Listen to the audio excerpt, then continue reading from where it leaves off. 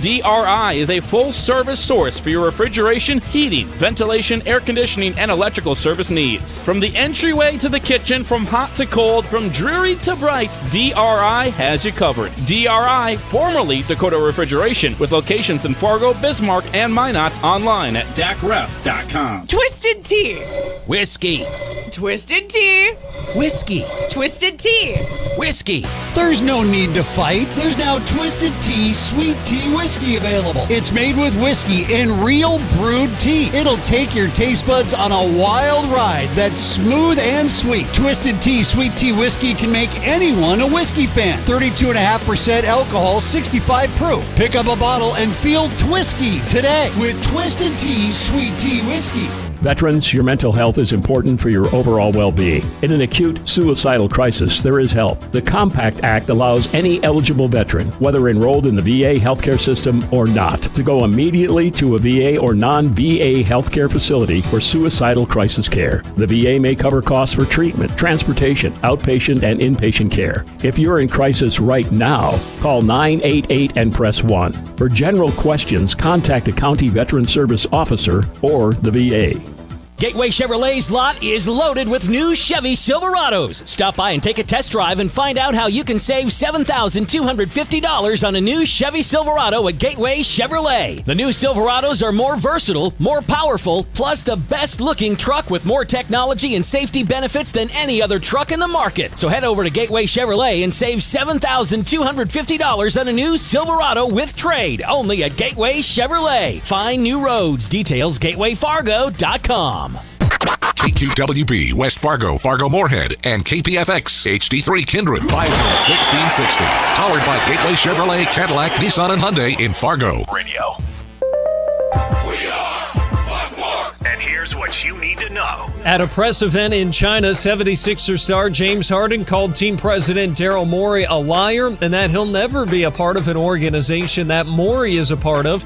This after Philly reportedly ended trade talks on Harden over the weekend. NFL media reports Cardinals tight end Zach Ertz has been fully cleared and is on track to start Week 1 for Arizona. Ertz tore his ACL and MCL in mid-November of last year. Peyton Manning is returning to his alma mater, Tennessee, and its College of Communication and Information as a professor in practice. He'll join select classes as a featured expert. Major League Baseball is investigating social media posts alleging Rays All-Star shortstop Wander Franco was having a relationship with a minor. Yesterday, Franco was not in the lineup and left the dugout in the middle of the game. ESPN reports he did not travel with the team to San Francisco. I'm Nick Cope. Bison Pride, everything we do. This one's for you, Corso, wherever you are. Give me that Bison head. This is the Insiders on Bison 1660, covering the world of NDSU sports like no other. North Dakota State advances to the round of 32. Touchdown, Bison! My, oh my! The Insiders are presented by Proseed. Need seed? Think Proseed. Welcome to your green and gold HQ for the Bison. The Insiders on Bison 1660 starts now.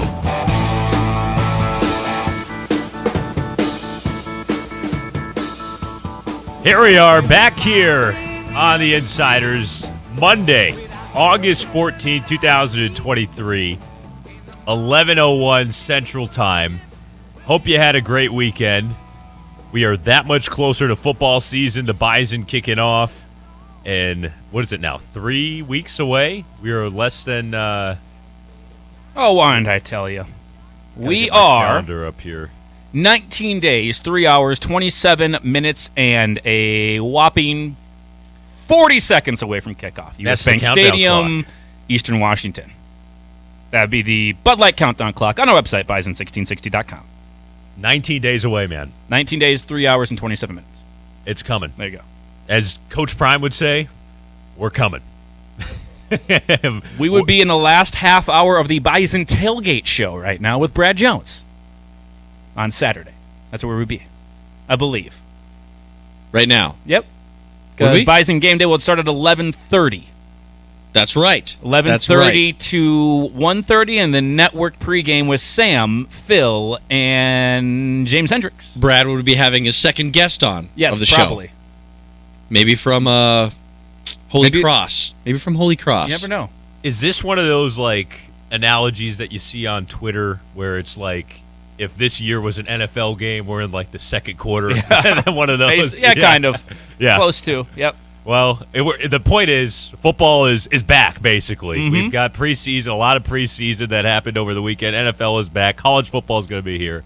Good weekend for you, Andy? That was a pretty darn good weekend, I would say. Got some more lake time in. Watched a buddy play in the old Pine to Palm golf tournament that our listeners probably know of very well in Detroit Lakes Country Club. We'll have to get you out there sometime. Watched that, then went to a lake and went tubing for the first time in what seems like 2 decades. Oh, wow. The neck and the arms were sore the next day, but I was proud of the way I held on tightly.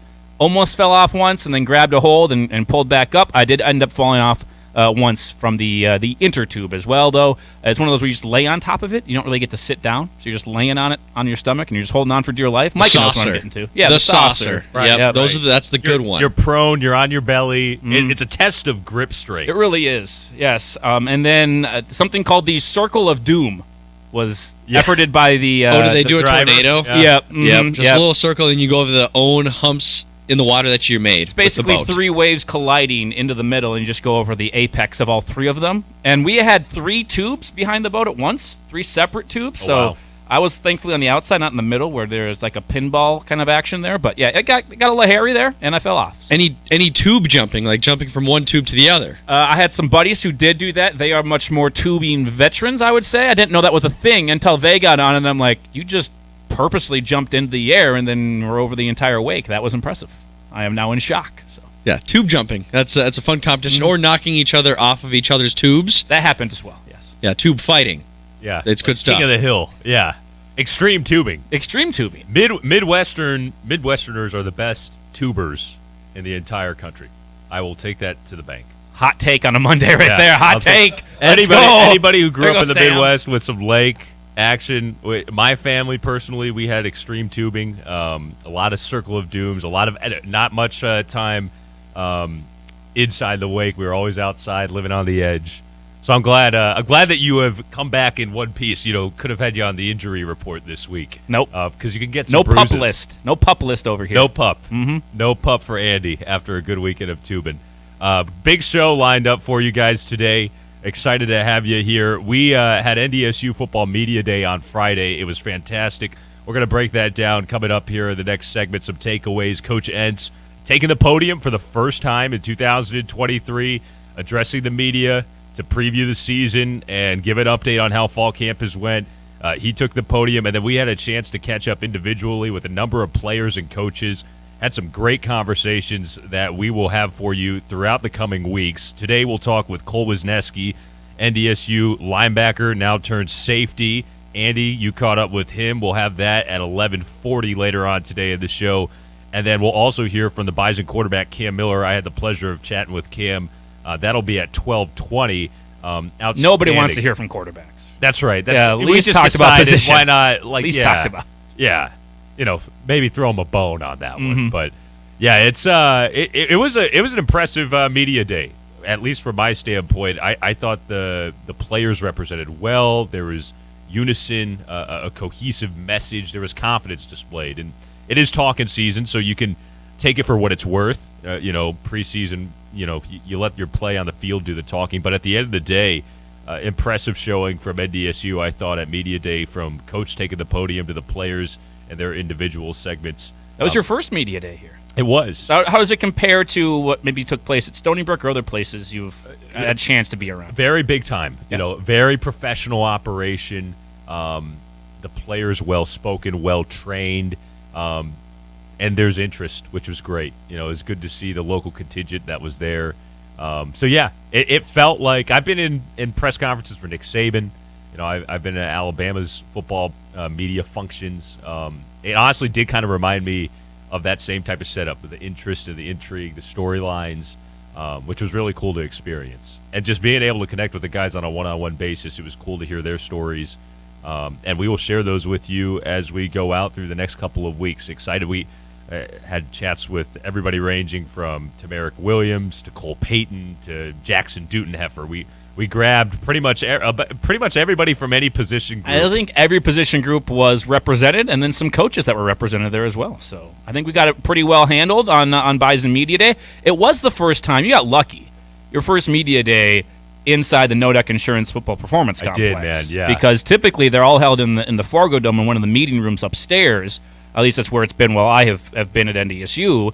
And Coach will speak there, and then it's just in a media room, probably about 4.5 times the size of our phenomenal First Western Bank Broadcast Center here. But now it's in this brand new indoor, and you've got Coach speaks at the Shack, the typical area where they do the weekly press conferences, and you just walk across the parking lot into the new indoor practice facility there, and then you're more spread out. It's better feel like that, and I think it's better for the players too. I don't have to be jumping around to different rooms, but it was really well done. My first takeaway was Coach Hentz was rocking some new suit coat, new jacket. I hadn't seen that one in the rotation before. It was nice, had a good pattern to it. Really nice. I'm guessing Halberstad's West Acres, Fisherman's Clothiers of the Bison. I'm guessing, but it looked good, looked sharp. He was confident. And speaking of some of the, I got a chance just the way our lists work out. Where I was talking to some of the guys who had been here for a 6th year or a 5th year, the Wisniewskis, the Kubis, and some of those guys that have just been around for a long time, who I think one of the themes was they don't see all the national championships are displayed inside the indoor, at least just the years. Every year you win a national championship is up there on one of the sides of the building, and there wasn't a 2022. And that was something that they all mentioned of, we can't focus on it, day in and day out. We've got to, get past that, but it's definitely something we're reminded of. Like subconsciously you're reminded because you're in the indoor or you're practicing and you look up and it's not there. Or I think Cole Wisniewski said a couple of the years I've been here, there's not a year up for that year. A couple of the years now I've been here, and I don't want that happening again. And that's an area where I think a lot of the players, especially, I talked with Zach Mathis. He's going into his final year of, man, I better end this thing on the right note. I do not want to be one of those classes that goes out and you feel like it was mission unaccomplished, basically, to end your career. Yeah, you could definitely sense a chip on the shoulder, but in a good way. Not something that it's the sole focus, right? I think guys wanted to talk about it, but not explicitly to where that was the only motivating factor. The page has been turned.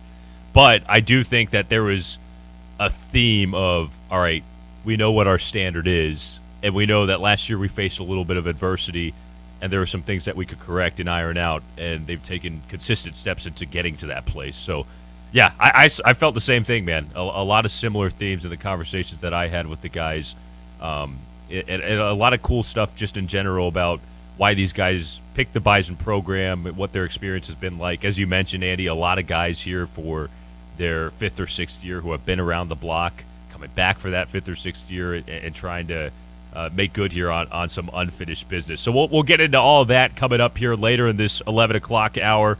Coach Hentz at the podium breaking down his presser and some of the things that we heard, plus the interviews with Cole Wisniewski and Cam Miller. A big weekend for the Bison in the pro ranks. Pro Bison showed out in NFL preseason action this weekend as well.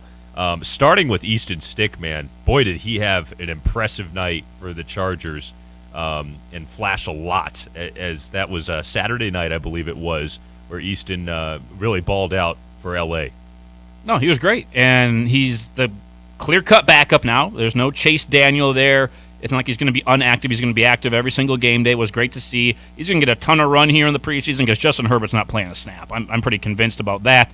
So you're going to see Easton for, I would think, at least a half in every single preseason game this year, unless they want to get an extra look at Max Duggan or something else. But 14 of 21, 109 yards, a touchdown. The touchdown pass was just a rocket in there. Also moved the team down well on another touchdown drive. So I thought the offense flowed pretty well after maybe the first series or two for him. And he led a 2-minute drive that was just flawless. To have a 2-minute drive where I think it was one incomplete pass maybe. Checked it down a couple of times. He knew it wasn't, we only have 1 minute to get down the field. You're like, we got 2 minutes here. We got some time. I can take a check down, get 7-8 yards here. Got a few first downs with the legs, made a couple plays there. And then to end it, in the red zone with a touchdown pass, a bullet as well to the rookie, Quentin Johnston, was just really good. And Brandon Staley, the head coach, had nothing but good things to say about Easton Stick, whose value, I think, keeps going up and up. And he is in a contract year, only signed a 1-year deal to come back with the Chargers in the offseason. Yeah, I thought Easton's experience really showed in the 2-minute drill. He really managed the clock well. He made a couple big plays with his legs. He found the back a couple times where that can be really friendly to you in 2 minutes because we had 2 timeouts. And then I think for him to throw that ball to Q on time, on target, to finish it with a touchdown, we really talk about the middle 8, and that was a big swing for us. That was a bullet. Mm-hmm. That was a bullet that he threw to Quentin Johnston. It was on time. He anticipated it. It's, okay, I know what the play is when I'm calling it here in the huddle.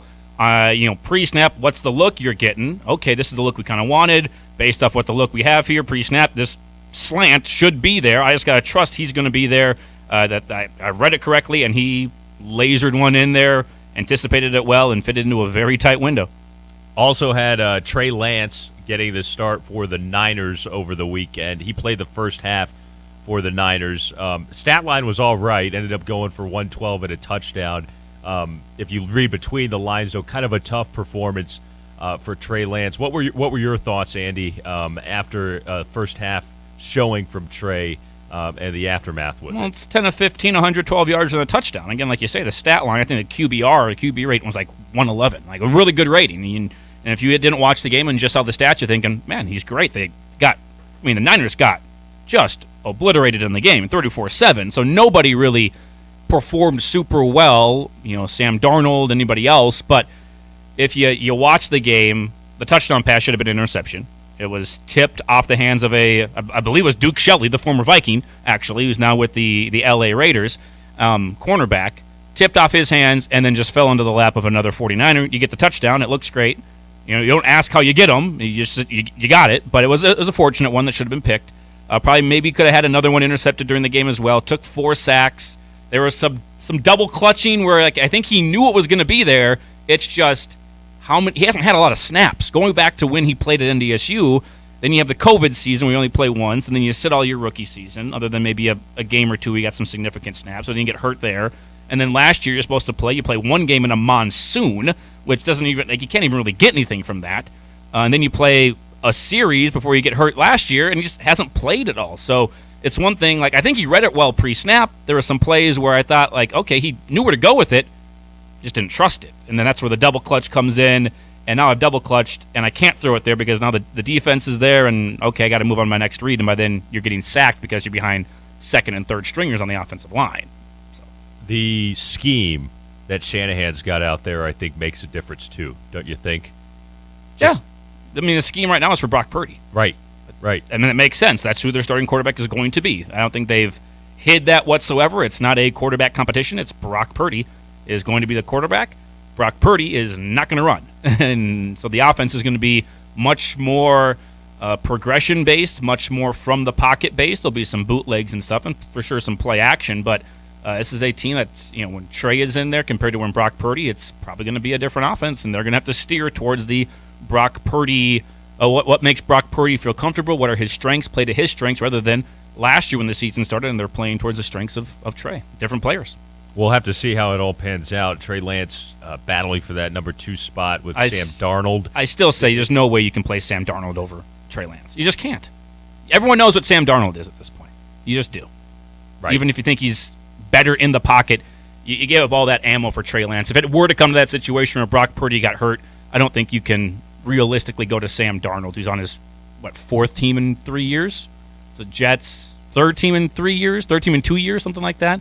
Jets to the Panthers and out of the Niners. So, yeah, we'll see. I mean, Darnold played, 3 series there in the second half.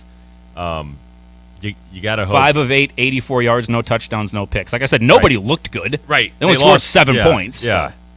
Lopsided win as the Raiders ended up downing them. That's going to be a huge thing. A lot of people are keeping an eye on that, and hopefully Trey can turn it around there and get the mojo back, get an opportunity with the Niners or wherever that might end up being as his career continues to unfold in the NFL. A lot of other good NFL action in preseason. We saw all these rookie QBs get their first action. A couple interceptions. C.J. Stroud threw an interception on, Thursday night for the Texans. Anthony Richardson on Saturday. Your boy. For my Colts. Double clutched. We were talking about it earlier. Should I throw it? You know what? I'm just going to throw it anyway. Picked off against the Bills. Bryce Young didn't show that much with the Panthers. I think, he went 4 of 6 for 20 yards, a bunch of checkdowns. Mike, did you happen to see very first play for Bryce Young? First throw in the NFL? Who caught it? Was it Thielen? Adam Thielen, the guy you discounted and said he's old and washed up and can't catch a football anymore. He is old and washed up. Never said he couldn't catch a football. I just say he's got some concrete feet, so he can't get open. Well, he got a couple yards after the catch. Can't create that separation. There you go. Had to throw the one at you. Well done. Well done. Yeah, it was interesting to see rookie quarterbacks in the NFL this weekend. I think you'll see a big jump from preseason 1 to preseason game number 2 for a lot of those guys. Never put too much stock into it. Never. Victor Wembanyama had an awful summer league debut. Followed up with a great game, and we overreacted to both of them, quite honestly. Right. Experience is everything, and those guys will continue to progress. And we'll see. Bryce, for me, I'm concerned with the health. Can he stay upright? He is so small. That frame is fragile. We saw it in his last year at Alabama. He had a shoulder issue throughout the season that ended up affecting Alabama's season. He was not 100% for a couple of those games there. One of them, namely the Tennessee game that they lost. They had to escape by the skin of their teeth against Arkansas when he originally got hurt. I'm curious to see if he can stay upright. And you look at even like a counterpart of his, like Tua, very similar, right? Sets all kinds of records at Alabama. Goes on to the NFL, his concussion issues and his injury issues that he's had. We were talking about Trent Dilfer earlier. Not only you can't win any game that you lose in the NFL, but availability is your best ability, as they always say, and Trent Dilfer is a big proponent of that. I'd be curious to see if Bryce could stay upright as his rookie season unfolds. I'm surprised Trent Dilfer didn't say you can't not be playing in the NFL and still be playing in the NFL. Something he would probably say. By the same logic, yes. You can't lose a game you can't win a game that you lose. But we will continue here on the Insiders. We've got an opportunity to get involved with the show. Epic Companies Hotline 701-476-1660. Mike in Maine has called it on the Epic Companies Hotline. Mike, you're on the air. How are you? Hey guys, good. It's cool to be on the air. If the Bison football team has a good season in 2023 but does not win the FCS National Championship, will the season still be considered a failure by all players and fans? The Bisons have had so many great seasons over the years, after all. The standards are real high. Thanks, guys. All right, thank you, Mike. I don't think you could say it would be a failure. It would depend on... There's a lot of context. Was last year a failure? Some fans absolutely say it is. That's the standard at NDSU, right? And the standard is the standard. You want to be somewhere where there's expectations. You don't want to be somewhere where they just say, hey, if we can 7 wins, really good. You don't want to be somewhere like that. You want to be somewhere where you go into a year and you say the expectation is to win a title, and it's legitimate. It's not like some people say, we can win the title, but it's like, maybe you could, but probably not. Like NDSU, everyone would say, yeah, legitimate chance to win a title when you're talking about title contenders, SDSU, NDSU, Montana State. But most people agree on. And there'll be a team that surprises you, and you can kind of vote them into that group, hopefully, as the season goes on. But I will never say if you get to a national title game, the season was a failure. It's just there's too many things that go into the season. Last year especially. Think about all the adversity you have. You have Noah Gindorf go down right away. Eli Mostert goes down right away. Doesn't come back until the national title game. You have other injuries on offense, some running backs going down. You had... in the playoff run alone, you had some guys, the defensive backfield either transfer out or get hurt. You had other injuries at linebacker throughout the year. And then Hunter Lipke goes down. The guy who was like your team and carrying things for you, he goes down and is out for the last good portion of the season there in that playoff run too. So to be able to overcome all of that and still get to a national title game, frankly, I think it was one of the more impressive feats from Matt Entz and his coaching staff during their tenure here, being able to still get to that level. Now, does that mean that if you don't win a national title, we're okay with it? No. I don't think anybody's okay with it. The coaching staff's not okay with not winning a title. That's their expectation, too. But to call it all a failure would be pretty short-sighted in my mind. Yeah, well said. It's a privilege to be calling a national runner-up season a potential failure. That's the standard that's here at NDSU. And to answer Mike's question, it would depend on a lot. But I think you're absolutely right, Andy. You look at last year and the adversity that the team faced. You're 12-3 at the end of the year. The one loss to South Dakota State in the regular season, a one-score game, and the one FBS opponent that you had them on the ropes. You're one play away from winning that game. Obviously, a national title game, a little different story. But in the overall context of things, this NDSU team always will have the goal of getting to Frisco and winning in Frisco, and that's never going to change. We'll see what happens this year. It'll be it's an interesting year, but I do think that the team is equipped to get back there again. And whether they end up winning it or not, that is to be seen. But this roster has got the potential. Everything I've seen out on the practice field continue to be impressed with some of the depth in the trenches, which I think is the main ingredient, right? NDSU's always had that. But it's a good question posed by Mike, right? I think it's something that's on a lot of fans' minds right now. Can NDSU get back on top? And I think it would be very impressive to see a team that rebounds from a year before falling just short on the biggest stage to come back and do it again. It's something that the mark of all great dynasties and all great programs have done, right? And to have been 9 for 9 before last year and now 9-1 in the FCS national title game, now you got a chance to make it 10-1 if you get back there. And that's certainly what everybody's eyes are going to be on once we get to the playoffs and the postseason in December and January. When we come back, we'll step aside. We've got NDSU football media day takeaways. We'll be diving into Coach Entz's presser, hearing from him and some of the thoughts that we picked up on and what we learned as the head coach of the Bison took the podium for the first time in 2023 ahead of the season. That's coming up next here on The Insiders on Bison 1660. You've got The Insiders on your Bison Nation station, Bison 1660.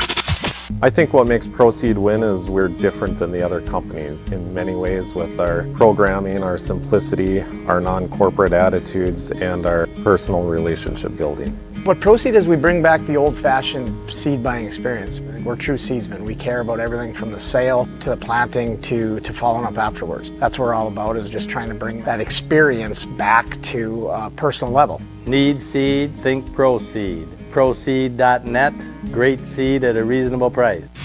Luther Family Ford works hard every day to give the community the best customer service in all their departments. The sales team is always ready to help, and they are delighted to have a great selection of new Ford trucks and SUVs on the lot. They invite you to stop by for a test drive. You'll enjoy working with the sales department, service department, and parts. Or, if you are thinking of selling your current vehicle, they will pay cash for it. Visit with their sales staff today or shop online, lutherfamilyford.com. Attention, attention! Are you an electrical journeyman or apprentice? Then we want you. JDP Electric is looking for journeymen and apprentices, and we're hiring immediately. JDP offers competitive pay, incentives, and a fun team to work with. If you're not happy where you're at, we'll make it worth your time to check out why you should join the JDP team. JDP is a family-owned and operated business that's been around this region for over 20 years. Apply online at jdpelectric.net. Start your new tomorrow today. Come be a part of the JDP difference. Fargo Tire Service. Boy, have we got tires! What gets you to the big game on Saturday afternoons? Your tires. You can depend on Michelin, BF Goodrich, Uniroyal, Hercules, or Goodyear tires from Fargo Tire Service to get you there, just like this station does. We also offer additional services including balancing, brakes, suspension, and alignment to keep your vehicle safe and dependable. Fargo Tire Service, 2020 Main Avenue. Boy, have we got tires! After the sale, it's our service accounts. The Bison 1660 crew is on the road again with the Bison Road Tour, brought to you by The Bridges. Check out Bison1660.com for a full list of dates and locations for all of our stops on the Bison 1660 Road Tour as another season of Bison football gets going. We give away Bison swag exclusively from CI Sport, plus Bison football tickets and the world-famous NDSU yard signs at each stop. Plenty of stops around town and a chance for you to watch the Insiders live. The Bison 1660 Road Tour is brought to you exclusively by The Bridges Apartments. Hey, business owners, when it's project time, you've got your plumber, you've got your electrical guy, but do you have your window guy? Now you do. DabTech Window Services. DabTech is your local door and window expert. Do you have a cracked window? Maybe your windows fog up and create too much condensation. Or maybe you just want new, big, and beautiful clear windows or doors. DabTech can custom create whatever you need. Top-rated products with experienced technicians that do it right the first time. DabTech, a decade of service with a century of experience. Online at dabtechwindowservices.com. If you need any professional advice, they may not be your guys. You want answers. I want the truth. You can't handle the truth. But if you need information on NDSU, then they got you covered. It's the Insiders on Bison 1660. Happy Monday. Insiders rolling along here on Bison 1660. This first hour of the Insiders brought to you by our friends at Rick Electric. When you need electrical work, you need Rick Electric. For over 56 years, Rick Electric has been providing excellent electrical services for homes and businesses. Visit them online at rickelectric.com. Sam Niederman, Andy Rickoff, Micah Bindi here with you. Hope you had a great weekend. NDSU football now 19 days away. The Bison open up on September 2 at U.S. Bank Stadium. Open up their 2023 campaign against Eastern Washington, a familiar foe. A rematch of the 2018 national title game. And with that game and the season right around the corner, NDSU had its media day on Friday. Coach Entz took the podium in his first press conference of the fall. We were there for it, Andy. A long opening statement by Coach Entz. He dove into a number of topics, meeting for the media for the first time in this fall camp of 2023, and multiple takeaways from Coach's address to the media, starting with Cam Miller. He talked about his quarterback coming into 2023. Take a listen to Coach talking about Cam. Quarterback position, Cam has continued to do an excellent job. Challenged him preseason to, become more of that coach on the field. What do you like on third down? What do you like in the pass game? Where can we take advantage? What are you seeing in the film study that you go through, throughout the majority of your day? And just trying to take it to another level. And he's shown great maturity. He's shown great poise and leadership throughout, the first 7 days. And that's all I can go off of right now. The leadership, a big theme with Cam Miller. I've seen it out at practice, Andy. He's got the vocal portion of it. He's in tune with his offense. He's leading that group. And Coach very pleased with it as Cam ventures into his senior season here with NDSU, coming off of his first full season as a starter. And will have 25 career starts under his belt as he takes a first snap against Eastern Washington here in a couple of weeks. He's no longer a young guy anymore. 25 career starts, and he's been in a lot of games. He's been in national championship games. He's got a lot of accomplishments. Cam is a seasoned vet. Beyond that at this point. He's probably that before even last year started. So he's seen a lot of highs, a lot of lows. He's experienced them himself personally and seen them for the team. So He's been around. He's seen a lot of different looks. He's absolutely, at this point, quarterback-wise, he should be, checks at the line, getting audibles, doing more of that kind of stuff, being more of the leader and taking more of a ownership, quote-unquote, of what the offense looks like on a play-in, play-out basis. He absolutely should be. The same thing for Easton, same thing for Carson. We never really saw it with Trey because Trey only had 1 year, but it was the same thing for all those guys. Once you've done this for a season plus, yeah, you know the plays, you know what the playbook looks like, you know what might work against a certain look. If you get man coverage or if you get a zone look before pre-snap or what happens, you know it, and I think he's done enough where he's now confident that he knows it as well.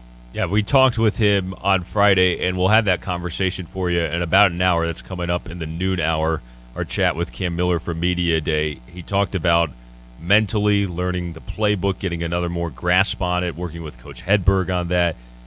Physically, he feels faster, wants to continue to develop in the quarterback run game. It was funny kind of hearing him light up about how much fun he had with that piece of his game last season. So good to hear that Cam continues to progress as camp rolls on. There's been a lot of hype, too, man, about this receiver room for NDSU. You've been talking about it. Everybody in the media has been talking about it. Coach was talking about it as well. At the wide receiver position, probably as deep a room as we've ever had. You talk about outside and inside receivers, guys that have multi roles. Tyler Terhart, one of those young men that we put on scholarship this fall camp. Great little story that we can dive into maybe after the press conference, but how we presented it to him. But Zach Mathis still doing great things. Rajah Nelson has increased flexibility in what his role can be. Chris Harris Braylon Henderson, Mekhi Collins, Cedric Wall. I can continue. Carson Hegerle has shown some really, things, on the field. So it's exciting for that room. And those guys are all going to help us on special teams too. So, having multiple roles and being willing to grasp those roles has been pretty special this year. I think our team realizes there's no job too big or too small right now. And if I need to be on special teams, coach, well, I'm going to be on special teams. It's a deep room. You got 7 or 8 guys that I think could contribute this fall. Mathis being your lead number 1, Rajon Nelson, Braylon Henderson. Bryce Lance takes another step in the offseason. Eli Green, we saw him score in the Natty last season. He takes another step in the offseason. Everybody's intrigued about Mekhi Collins. Chris Harris took another step in the offseason. You heard Coach Entz talking about Tyler Terhart getting on Scully now for this fall. That's a cool story. Deep room with a lot of different types of players. You've got your vertical threats. You've got your underneath guys. I'm very curious to see how they do use Rajon Nelson. I think they'll get creative in getting him the ball. And, of course, Big Zero, Zach Mathis, who's the number 1 target leading that room. Let's try and infer, and maybe play a dangerous game here, but we're going to try and infer from 2 different clips from Matt Entz. Remember a week ago when I don't think – obviously this was the first press conference, so it would have been when we had him on, not last Friday, but the Friday before, and he had talked – I know it was media day. It was Missouri Valley Football Conference media day is what it was. He was asked about, the offense, and I think he said something paraphrasing to the extent of wanting to be more balanced and wanting to get more in the passing game and to see that take off a little bit. And then when you marry that up with what he's talking about with the receiver room there and a lot of guys who can do multiple things from the receiver position and line up in multiple spots, and then you pair that up with just the state of the roster, the running back room has Tamarick Williams. It has TK Marshall. I think Barika Penu, he's put on like 50 pounds of just muscle. The dude looks absolutely jacked. It's ridiculous compared to what he looked like in high school at West Fargo Cheyenne. And then Owen Johnson, who I've now found out is OJ. So yeah, OJ, we learned that on Orange Thursday. Juice there. Yeah. I love OJ. So that's awesome. But you've got that running back stable that's maybe not what it was a year ago in terms of the depth. Maybe you do take a couple more. You throw it a little bit more is what I'm trying to get at. And you've got this whole host of receivers.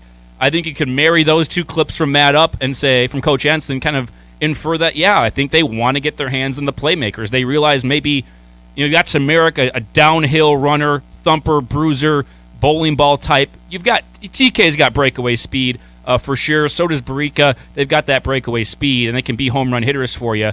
But I look at guys like Rajon Nelson, Eli Green, like you mentioned, especially those 2 guys, Mekhi Collins to a certain degree of those are your explosive guys. The dude who just jumps off tape because he's just faster. Yeah, Christian Watson was that way. I'm not saying they are Christian Watson, but there was times you'd hand it off to Christian on an end around or something, and it looked like 3 guys had the angle on him, and he beat all 3 of them and did it with ease. And can you get the ball in the hands of those playmakers a little bit more where you can get the home run play? It doesn't have to be a deep shot down the field. It can be a quicker pass or something out of the backfield too. But I get the sense, just from marrying those 2 things he said over the last couple of weeks up of, I think we are going to see more of a consistent effort to get the ball in some of those playmakers' hands. The problem is, as you mentioned, and as he mentioned, there's a lot of them. And we've been saying that for a couple of years now. And it's a deep room. It's maybe the deepest it's ever been. And they've built a lot of talent there. Recruiting-wise, they have knocked the wide receiver position out of the park. Time to see that talent now translate to on the field. And you can't just talk about talent. You got to see it on the field. And it's been there. I think you just want to see it maybe more consistently. Andy, I think a lot of it comes down to getting your right personnel combinations, too. Because this offense has so much personnel in a good way. You could have 11 personnel and open things up a little bit. You could have 3 to 4 fullbacks on the field at one point. And Tyler Rowe will. And he will. You joke. He did it last year. Absolutely will, yes. And so it's going to give defenses a lot to account for this year. You're going to have to be prepped up in your scout. You're going to have to figure out tendencies. And NDSU has that versatility. And so it's a matter of, all right, when we've got our 11 personnel out there, right, one running back, one tight end, Mathis and Nelson and Henderson, right? Who are we rolling with? Who's that 3 that's going to be the best combination? And I think they can mix and match a lot of different ones of those, depending on what the play call is. And one thing I've continued to go back on, and partially part of this is because it was before this freshman class was in, so they were a little bit light at the running back spot, and you're trying just to manage reps. So I get that too. But I go back to spring ball when Raja Nelson was taking an awful lot of reps with the running backs, an awful lot of stuff back there. And, again, it's probably because you're a little short in the running back room and not wanting to just completely burn those guys out. But Hunter Lipke was kind of the guy out of the backfield that caught a lot of passes last year. One of the things that made him such a special player and a Swiss Army knife. I get the feeling that role is somewhat up for grabs, where they're going to do something out of the backfield. It's just who's that guy going to be. Maybe Raja sees more of that role of the end arounds, the jet sweeps, the different... The Debo role. He's not going to be the wheel route guy, the quote-unquote the Chase Morlock wheel route that Micah and I know so well that really Hunter just flourished in last year. But something like that out of the backfield. I keep going back to that in my mind for some reason, thinking maybe there's a role where you get another playmaker on the field in the backfield there, and you still have 3 other receivers to get more of those guys on the field. Maybe. Yeah, it's like the Debo Samuel thing. Yeah. I think you could see it, and I think it's very realistic. And those are the kind of creative ways that NDSU can utilize a guy like Nelson and his speed.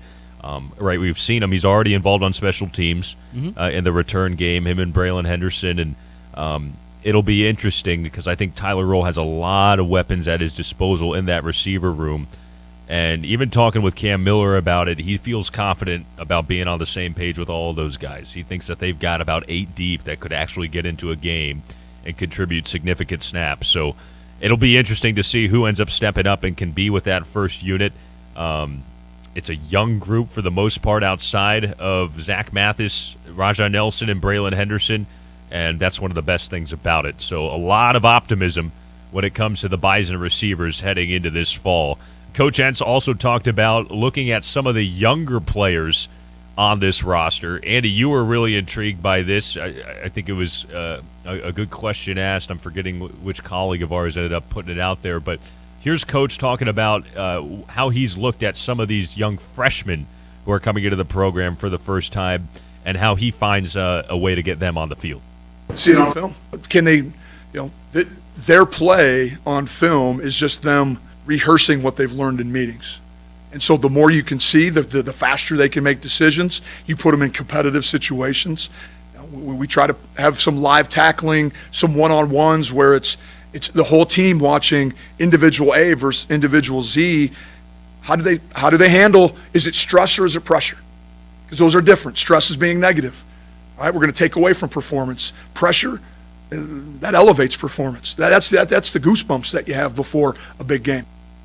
I love that, the difference between stress and pressure. And he mentioned, I can't remember all the names off the very top of my head here, but he mentioned at least 3, possibly 4, that they were even contemplating like red shirt pull, but at least the 4-game. Now, the 4-game rule has been used quite a bit. It's been an amazing rule change a number of years back now that's really helped freshmen get some time in without burning a year of eligibility. I think they need to do that for some other sports as well. That's a different thing for a different time. But there's going to be some players that get that. It's hard at NDSU to get on the field as a true freshman in more than just a special teams role. I think there are some opportunities, though, for some guys that they really have liked that light bulb's going to come on a little bit earlier, and that was good to see that, hey, we're in the meeting room, we're talking about this, and this, we're going through the film. Now can you take what you learned and see it, instead of seeing it from a film, when it's a bird's eye view, can you see the same thing happening in front of your eyes on the field and do what you're supposed to do? And if you're a freshman and can do that, that is a huge step to actually getting onto the football field. Yeah, Keenan Wilson got a shout-out, defensive tackle, 6'1", 290 out of Egan High School, Egan, Minnesota. They're thinking about getting him in there and like one of those guys who's fringe, like, hey, if he makes an impact, maybe we let him run, right? But they're going to definitely use a 4-game rule for him. Which is very surprising. Don't interrupt you, but like D-tackle. Yeah. That's the position we talked about that we're not worried about because Eli Mostart's back and because he was hurt last year. Oh, there's Javier Derrick and Will Mostert. Tons of depth up the middle. Jackson Dutenheffer, Cody. Yep. Like there's a lot of guys. So how are you going to break through there as a freshman? It'll be interesting. Yeah, the fact that he's flashed a little bit. Jalen Crumby from Arrowhead High School in Tampa, DB, he got a shout out as well. Darius Givens also getting another shout out, the redshirt freshman who has contributed in that defensive back room apparently this fall. What was his role going to be? But according to Coach Entz, he has elevated his play. He was really high on Julia Wodarczyk and what he has contributed at the linebacker spot. Oscar Benson as well. He was glowing about Julian. I remember that now, of like changed his body or just changed how he was going about it. Remember, it was a completely foreign position to him last year, going from safety to playing that linebacker role. And so maybe get a whole another offseason, you realize I got to do something differently here, and maybe he's changed things, which would be great. Also shouted out offensive linemen Hunter Pontius and Jake Rock, two guys who are going to be key in building some depth at the tackle position.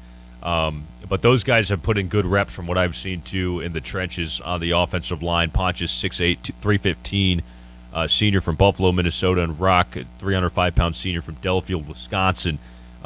Those guys are huge when it comes to adding some depth. And that's another big thing we've been keeping an eye on, the multitude of offensive line combinations that NDSU has a luxury at their disposal. So many guys cross-trained, can play different positions. We've seen Jalen Sundell play at center, where he's obviously accustomed to playing, but also at left tackle. We've seen them move and mix and match different 5 combinations when it comes to the offensive line, and Coach Ent's pleased with the depth that he's seeing in that position group. So a lot to take a look at here as fall camp continues to progress.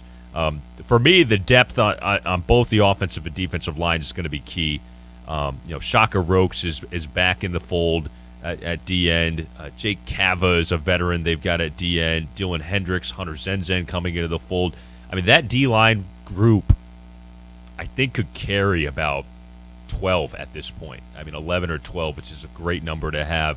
And you referenced it, too, earlier, Andy. Up the middle, there's a ton. There's a ton coming back, especially with Eli Mostert healthy. Jackson Dutenheffer coming off a tremendous redshirt freshman year. Some of those other guys who stepped up in Eli Mostert's absence, they got critical snaps, and now it's more the merrier. The party is on when it comes to the D linemen for NDSU in 2023. Makes that battle just to get on the field, that position for sure. I want to go back to what we were talking about the receiver room for just a second, because I wanted to double-check this before I said it. So I brought up Roger Nelson's name, and then I was thinking about it and talking about it. I was like, wait, didn't he play quarterback? And I was right. I had to go back and just double-check it. But high school, Lakeville North High School, is a 4-year starter, played wide receiver, running back, defensive back, and quarterback during his career. So he's lining up in the backfield. I'm already thinking what Tyler Roll's thinking of, man, there's going to be some different things you can do back there with a guy that has the speed of a wide receiver. He's a little bit on the smaller side and just shifty, hard to maybe get on the ground, hard to see him behind the Rams on the offensive line as well if he gets the ball handed off to him. But also, you can get creative with some backwards passes or handoffs or jet sweeps that end up being Raja throwing the ball to Zach Mathis or whoever down the field too. There's some creative things you can do, which is why I'm even more intrigued about why he was in the backfield so much in spring, and if that is the direction they end up going. Who knows? Yeah, that's a great point.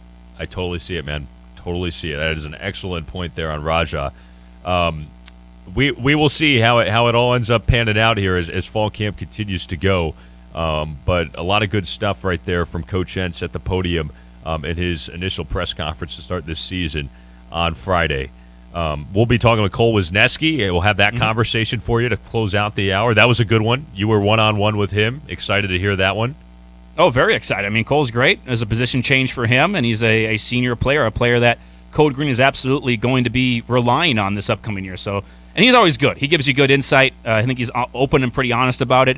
Also, a guy who's getting he's following the James Kaiser role of getting married midseason. So that's an interesting decision. I didn't really get into that too much with him there, but that's something that we will definitely be talking about when the bye week rolls around. So looking forward to that conversation coming up here in a little bit. Also looking forward to our Bison 1660 road tour that's going to be continuing here in a couple of weeks. I had the Bridges last week. We'll be back out a couple places here over the next week plus. And we have a bunch of things to give away, some NDSU yard signs and a bunch of Bison 1660 swag from CI Sport, 33 years and counting. CI Sport, #1 in corporate, resort, collegiate, and high school apparel. Whether it's for work or play, every day is game day at CI Sport. They got competitive pricing and fast turnaround times to help you work harder, play harder, and cheer harder in style. Online at cisport.com.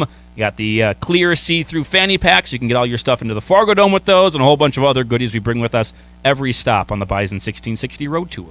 Still to come on the Insiders at noon, we'll talk with Summit League Commissioner Josh Fenton, talking about the new media deal for the Summit League that they inked on Thursday with CBS Sports. plus a conversation with Cam Miller at 12:20. When we come back, though, it's Andy's conversation with Bison safety Cole Wisniewski. So that's all coming up. Stick with us. It's the Insiders on Bison 1660. A sports talk station that Bison Nation deserves. Bison 1660. Living at the Bridges has been a great experience for me, and I'm inviting you to come check it out too. Hey, it's Cole Payton with the Bison football team. The Bridges has all-inclusive pricing. That means internet, cable, electric, water, everything is included in your 1 monthly payment. And don't forget about the private bathrooms. And it's right across from the football practice complex, so I can walk to practice. The amenities are insane. A great fitness center, outdoor courtyard with fireplaces, grills, and even a pizza oven, a cyber cafe, and an automated convenience store. Tour today to find out more. Online at bridgesnd.com.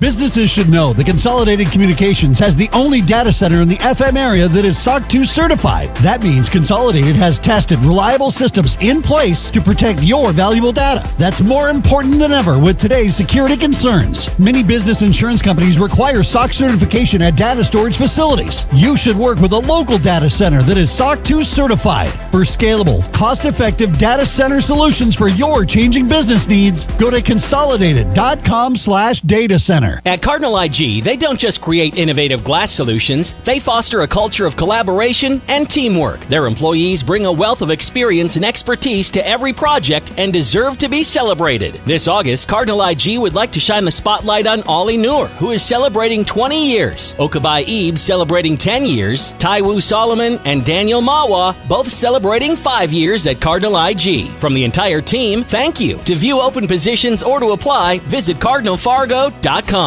See the future, feel the sound, bring it on home from Sight on Sound. Sight on Sound. Set your sights on entertainment, a digital holiday for the mind. Right at home in your theater, on the road during drive time. See the future, feel the sound, bring it on home from Sight on Sound. Here's your Red River Valley weather update on Bison 1660. Throughout your Monday, it's going to be mostly sunny, a high near 74 degrees, northwest wind around 15 miles per hour, and Monday night going to be mostly clear, temperature dropping to around 56 degrees, with wind gusts as high as 18 miles per hour. This weather update brought to you by Brady's Service Center. Brady's Service Center has snacks, chips, and beverages to get you on the road fast. They're your one-stop shop for all your automotive and road trip needs in Moorhead. We're no ordinary dealer. Now this is a blowout. Dakota Spas is ready to finish out this hot summer with a bang. On pools and spas, you can save up to 40% off. With plenty of hot days left, cool down with the pool. Or get a jump ahead of cooler temps with the new hot tub. So much inventory of both used and new at Dakota Spas. And save up to 40% off during Dakota Spas Blowout Sale. Located on the I-29 frontage road, Fargo. Dakota Spas. It's Chris Hansen, and for years we have trusted the experts at Rick Electric. Since 1964, Rick Electric has been the go-to for residential, commercial, and industrial. And right now is a great time to consider having a Generac whole home generator installed. If the power goes out, you'll barely notice because of an automatic seamless transition. For work in Fargo, Moorhead, Hawley, Horace, Glendon, Dilworth, Kindred, and everywhere in between, it's Rick Electric at rickelectric.com. Your vehicle is likely one of your biggest assets and certainly your ultimate connection to freedom. So it needs to be kept in tip-top shape. And Jiffy Lube of Fargo will make it happen. With no appointment needed, just drive into any of the 3 convenient Fargo locations for their signature service oil change, which includes a check of all your vehicle's vital fluids and an inspection of other preventative maintenance items to ensure you're ready to hit the road. For over 40 years, locally owned Jiffy Lube of Fargo has been the place that Fargo Moorhead has counted on to keep them on the road. Twisted Tea. Whiskey. Twisted Tea. Whiskey. Twisted Tea. Whiskey. There's no need to fight. There's now Twisted Tea Sweet Tea Whiskey available. It's made with whiskey and real brewed tea. It'll take your taste buds on a wild ride that's smooth and sweet. Twisted Tea Sweet Tea Whiskey can make anyone a whiskey fan. 32.5% alcohol, 65 proof. Pick up a bottle and feel Twisky today with Twisted Tea Sweet Tea Whiskey. From the court to the field and everywhere in between. Your home for NDSU athletics. Bison 1660.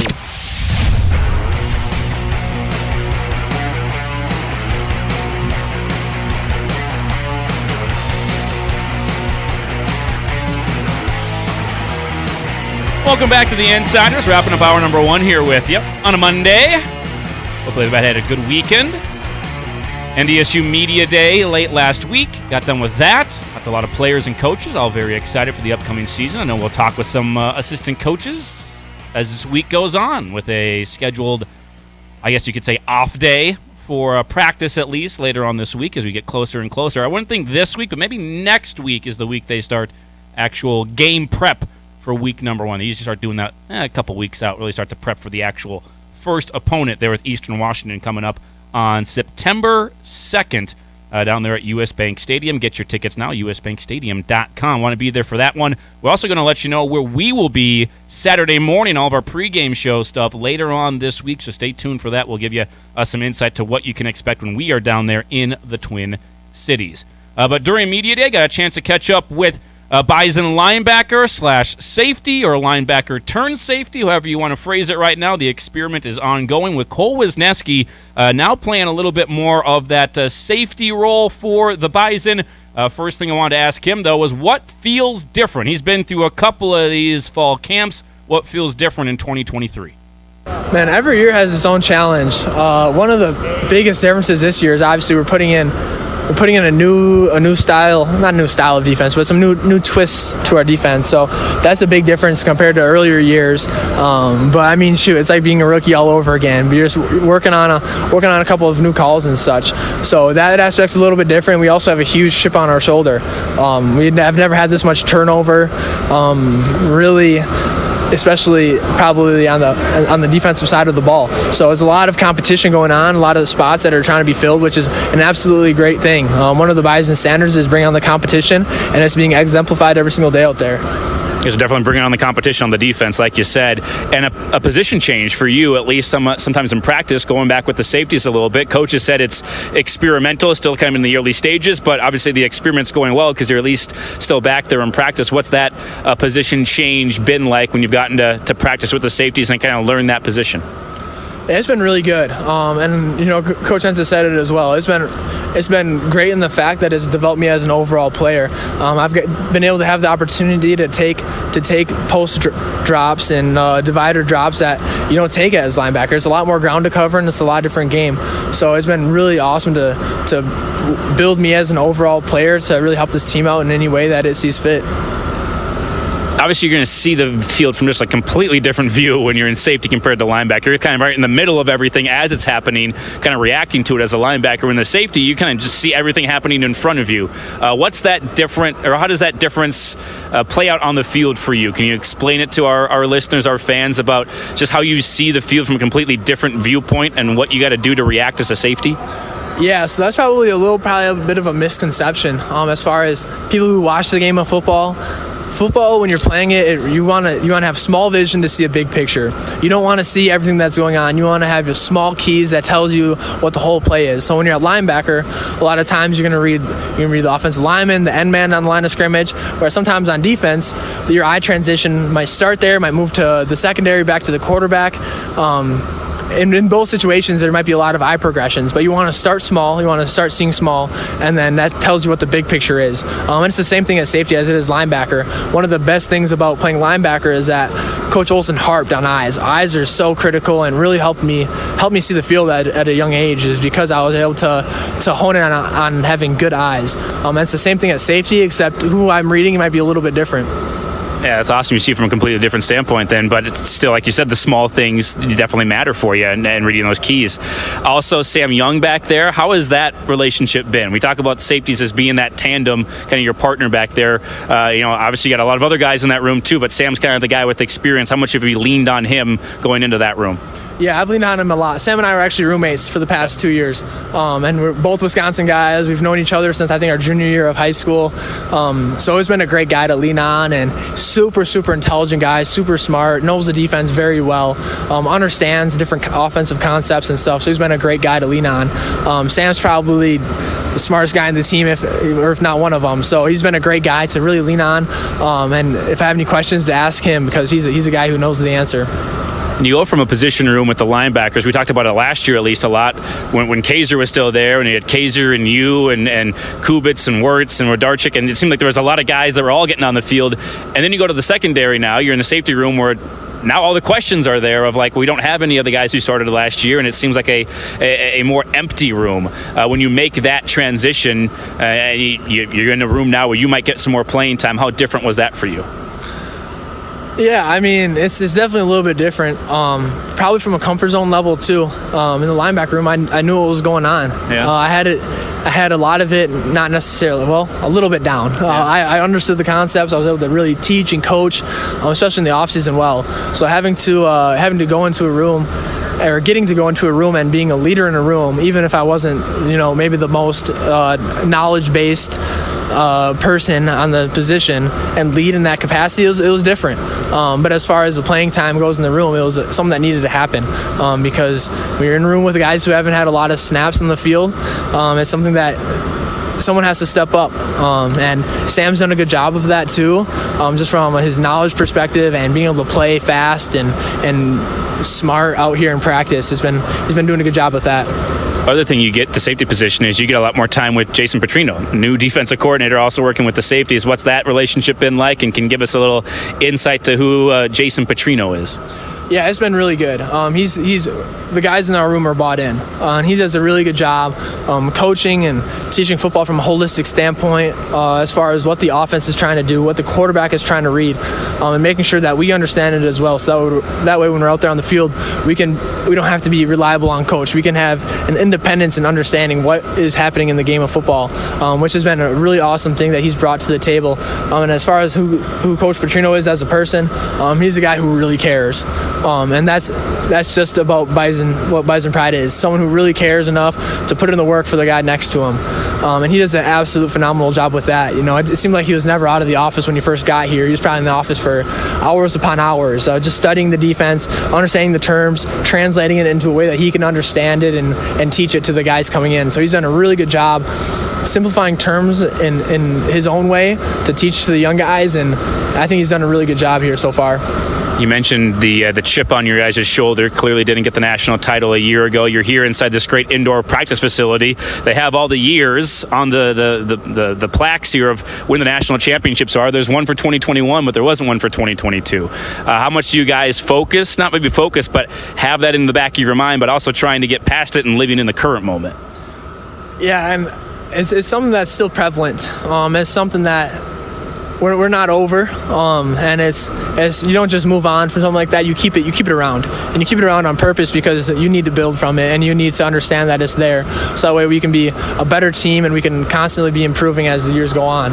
When I look up on that board during practice, walkthroughs, whenever I'm in here coming into lifts, and I see that only 1 out of the 3 years I've been here that I see that number on the side of the indoor. So that's not satisfactory for me, and that it's not fun at all. So that's something that it's good to see when you walk in here, because you know that the standard needs to be lifted. Well, Cole, we appreciate the time. Looking forward to big things from you, and a new look defense a little bit for Code Green on that back end, but appreciate the time. Keep that body healthy. We'll talk to you down the road.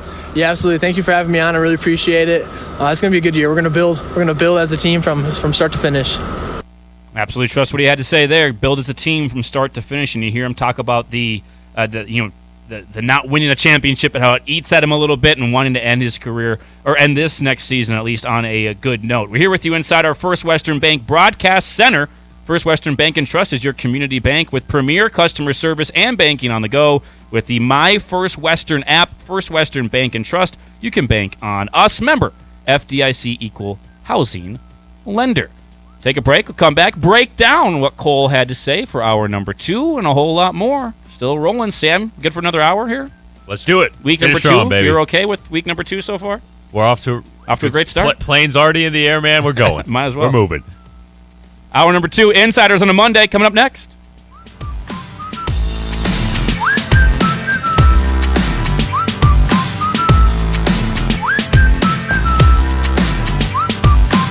Don't miss Jacuzzi Hot Tubs of Fargo flash sale, going on now through August 14th. It's time to relax and enjoy a rebate. You'll receive a $500 instant rebate plus smart tub upgrade for only $99. If you've been thinking about getting a hot tub, now is the time. During Jacuzzi Hot Tubs of Fargo flash sale, going on now until August 14th. Your wellness journey begins with a hot tub. Bring the power of hydrotherapy to your backyard oasis. Stop by today and experience the jacuzzi difference or online at jacuzzihottubsoffargo.com. Don't miss the Feed My Starving Children Fargo Pack in January 2024 at the Fargo Dome. With the goal of packing 10 million meals in just 10 days, this is the largest FMSC event ever held. They're looking for 55,000 volunteers to help make this happen. By giving just 2 hours of your time, you can help feed kids in need. But to make this event possible, they need your help raising the $3.3 million necessary to pay for food and facility expenses. Visit fargopack.org to donate or learn about corporate sponsorship opportunities. This is your Bison 1660 Guide to Entertainment. It's the Diamond Days of Summer Sale at a Cutting Edge Jewelry. Save 25% off the entire inventory of natural diamonds. 25% off diamonds at Cutting Edge is huge. Get to Sicky's Garage every Wednesday for your chance to win a Street Pub 114 Harley-Davidson motorcycle, a trip to Las Vegas, a trailer, and more at Sicky's Garage. Horace Bean Days is this weekend. The festival kicks off Friday night with the car show and fireworks. Then Saturday, the parade's at 5 plus a street dance. Visit HoraceBeanDays.com. Schumacher Goodyear is your one-stop shop to get all of your car maintenance done. Don't believe us? Here's what our customers had to say. I never take my vehicle anywhere else. Tom and Jason and the other staff are always polite, and I've never felt that they've tried to upsell me or overcharge me. Went in for a routine oil change, had an unexpected repair, but they were honest, respectful, and even showed me the bad part without my asking. For oil changes, tune-ups, new tires, or anything that will make your vehicle more safe for you and your family, check out Schumacher Goodyear, located on 13th Avenue in Fargo. Get ready for a night of non-stop fun with Tommy James and the Shondells. Friday, September 22nd, Shooting Star Casino, Hotel, and Entertainment in Monoman. With the legendary Tommy James and the Shondells. Tickets are on sale now at starcasino.com. Hey Bison Nation, it's Kyle Emanuel, and I found out firsthand that determining what insurance plan you need can actually be easy. You just need someone that you trust. That's why I use the good neighbors over at the Ryan Kill State Farm Agency. There was nothing hard, overwhelming, or frustrating about it. We talked about my priorities and what I cared about protecting the most. He gave me his recommendations and I decided what made the most sense for me. No pressure, no hidden agenda, just one good neighbor looking out for another. If you want a good neighbor on your sideline, reach out by going to RyanKillInsurance.com. Another season of Bison football is upon us, Bison Nation, and you can count down to kickoff of Week 1 versus Eastern Washington with us on our website, Bison1660.com, courtesy of the Bud Light Countdown Clock. The Bison are looking to get back on top of the Missouri Valley Football Conference and be crowned champions of the FCS for their 10th time in school history. And nothing goes better with Bison football than an ice cold Bud Light. Join us in getting ready for the 2023 season of Bison football with Bud Light, the official beer sponsor of the Bison. My friends at Northern Stone continue to amaze me. I love how they can help many size projects and budgets, but you really need to experience their brand new full-size granite slabs that are exceptional. They are truly a work of art that comes 100% from nature. Show-stopping, jaw-dropping pieces that will make an impression no matter how many times you walk in the room. These amazing granite slabs will make your office a grand, tasteful showplace, or in your home or lake home, unforgettable. See for yourself at Northern Stone. Gateway Chevrolet's lot is loaded with new Chevy Silverados. Stop by and take a test drive and find out how you can save $7,250 on a new Chevy Silverado at Gateway Chevrolet. The new Silverados are more versatile, more powerful, plus the best-looking truck with more technology and safety benefits than any other truck in the market. So head over to Gateway Chevrolet and save $7,250 on a new Silverado with trade, only at Gateway Chevrolet. Find new roads. Details gatewayfargo.com. KQWB West Fargo, KPFX HD3 Kindred, and K224FD Fargo. Bison 1660, powered by Gateway Chevrolet, Cadillac, Nissan, and Hyundai in Fargo. Radio. We are Westport. And here's what you need to know. At a press event in China, 76er star James Harden called team president Daryl Morey a liar and that he'll never be a part of an organization that Morey is a part of. This after Philly reportedly ended trade talks on Harden over the weekend. NFL media reports Cardinals tight end Zach Ertz has been fully cleared and is on track to start Week 1 for Arizona. Ertz tore his ACL and MCL in mid-November of last year. Peyton Manning is returning to his alma mater, Tennessee, and its College of Communication and Information as a professor in practice. He'll join select classes as a featured expert. Major League Baseball is investigating social media posts alleging Rays All-Star shortstop Wander Franco was having a relationship with a minor. Yesterday, Franco was not in the lineup and left the dugout in the middle of the game. ESPN reports he did not travel with the team to San Francisco. I'm Nick Cope. Bison Pride, everything we do. This one's for you, Corso, wherever you are. Give me that Bison. This is the Insiders on Bison 1660, covering the world of NDSU sports like no other. North Dakota State advances to the round of 32. Touchdown, Bison!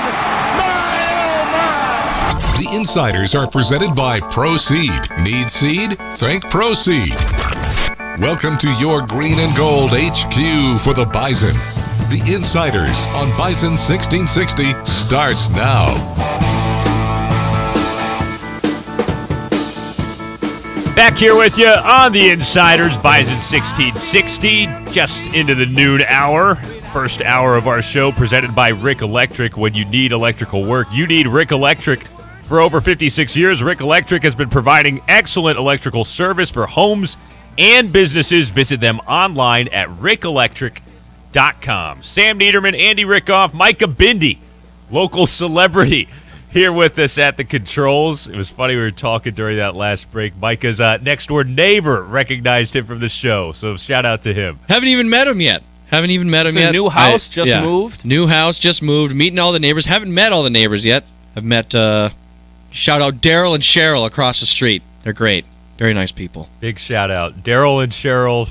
Big thank you to Daryl if you're listening. Micah's and here. Cheryl. And Cheryl, yeah. Yeah. Those, they don't, that's not the neighbors that. Okay, beg your pardon. Daryl and Cheryl sound like the neighbors who they'd bring you like a plate of brownies or like welcome to the neighborhood kind of gift thing. Absolutely. They said if we ever need anything. See? I think they even said like cup of sugar, we got you. Perfect. You need neighbors like that. That's Fargo for you. That's a community right there. Love it. Absolutely. All right, well, good stuff, man.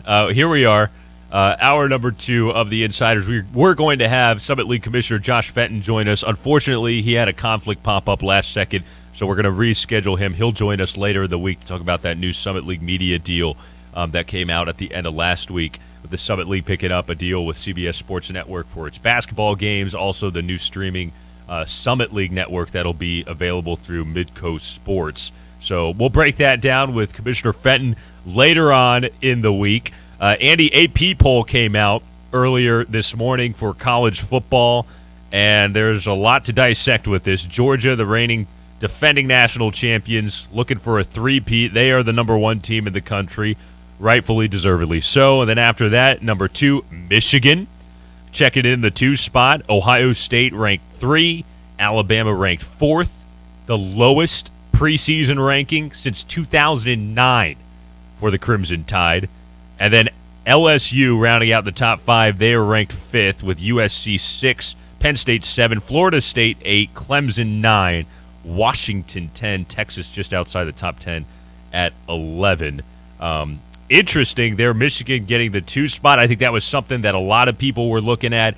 I thought at some point there was some legs for Michigan to get number 1 in the country earlier in this summer, kind of around June, July, when there were questions about Georgia's quarterback situation, which we still have unanswered at this point. We don't know who's going to replace Stetson Bennett for the Bulldogs.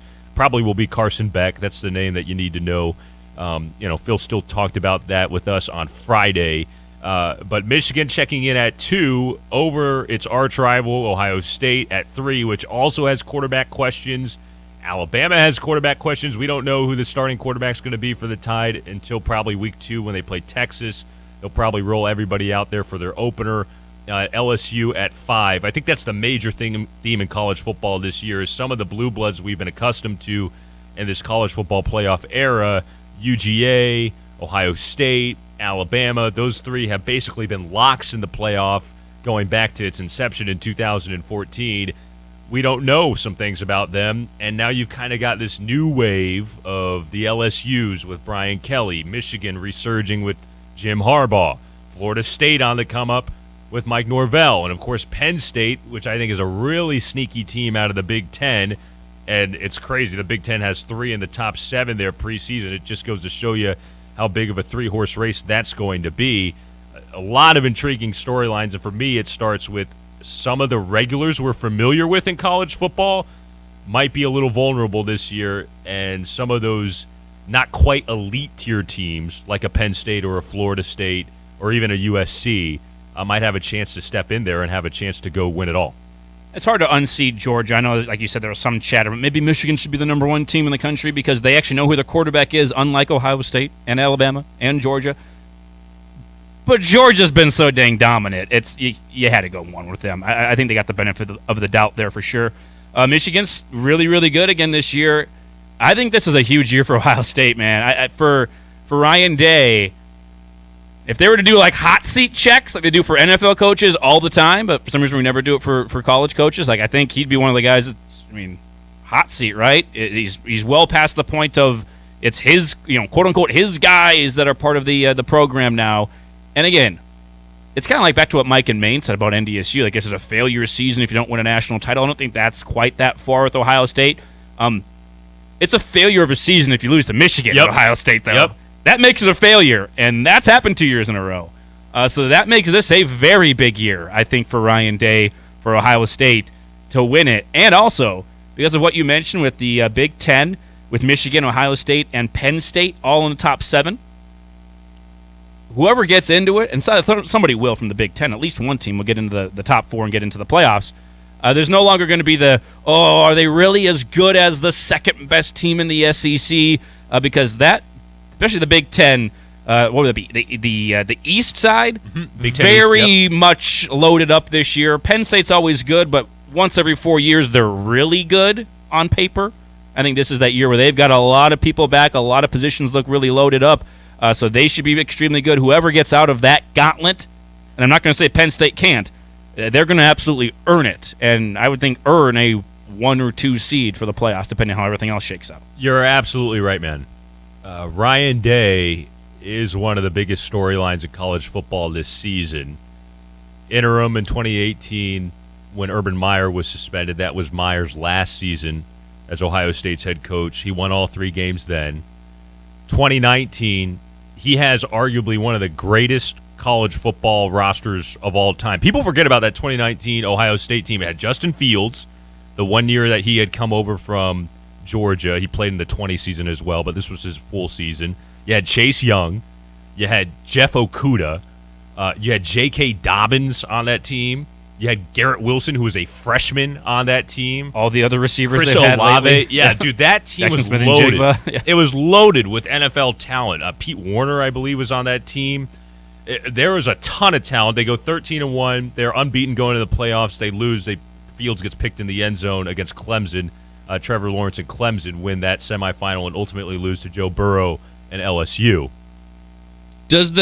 So I don't have anything on Ohio State, but does anything surprise you about LSU being at 5? That's a big jump. No, absolutely not. I must be uneducated on LSU because I don't know much about them, and them being at 5 is surprising to me. No, Brian Kelly factor. Brian Kelly did a lot of people, and I was kind of surprised that LSU wasn't picked to win the SEC West over Alabama. Because the thing is, with these preseason polls, it's all media storylines. Like, the media makes the AP poll. And they're going to put the chess pieces the way they want them on the board for Week 1. LSU and Florida State play Week 1 in Orlando. That's the blockbuster matchup of the weekend. That's a 5 versus 8 matchup now at this point. That's a top 10 matchup. You could make the argument that, Florida State's coming off a great year, 10-win season. They hadn't earned it yet. Maybe they're not the number 8 team in the country. I tend to be of the school of thought that I think they have. I think they've got the roster and the offense especially to do that. But with LSU, to answer your question, Micah, you got Jaden Daniels coming back, quarterback from last year. A lot of people are excited about what he's going to do. You look at the rest of that receiver room, I think it's an underrated receiver room. Defensively, they return a lot, including Harold Perkins, who's like Von Miller 2.0. He will be a top 5 NFL draft pick when he comes out. He probably is the best returning player in the SEC as far as a defensive player goes. So yeah, Jordan Travis is a legit quarterback for Florida State. That's what makes that matchup so enticing with LSU. I agree, man. I think that's going to be it is going to be one of the games of the year. Mm-hmm. You always have the early season game, and then there's the mid-season game and the end of season game. There's always kind of 3 ways you could divide up college football. But yeah, LSU at 5, it's a testament to what Brian Kelly did last year because they won the SEC West. They get to the SEC championship game, but this was a team that was an utter disaster after week 1. An utter disaster. If you remember that Florida State game where Kayshon Boutte, the receiver is now with New England, drama on the sidelines, saying he's going to leave the team after the game. They end up reeling him back in. Kelly rights the ship. Next thing you know, 8 weeks later, they knock off Alabama and they storm the field. They get the driver's seat in the SEC West. They go to the SEC title game. Brian Kelly has that LSU program in a great spot. I mean, they're ahead of schedule. What he inherited was not good. They had to do basically a Band-Aid, duct tape, kind of manufacturing on the roster to kind of patchwork it after what Coach O, unfortunately, did not leave behind. Left a pretty bare cupboard. So top 5, I think, is warranted. You got Caleb Williams in USC in the 6th spot. A lot of people excited about what he could do this year. Could he go back-to-back Heismans? There's always going to be the question about USC's defense, though. I think Lincoln Riley's pretty committed to trying to thread the needle with just outscore them, right? Our best defense is a good offense. If we can get that defense to kind of be in the 40s or 50s as far as national rankings, they're content with that. They brought in Bear Alexander, the Georgia transfer that Phil Steele mentioned on Friday. Could he beef up that defense? I don't know.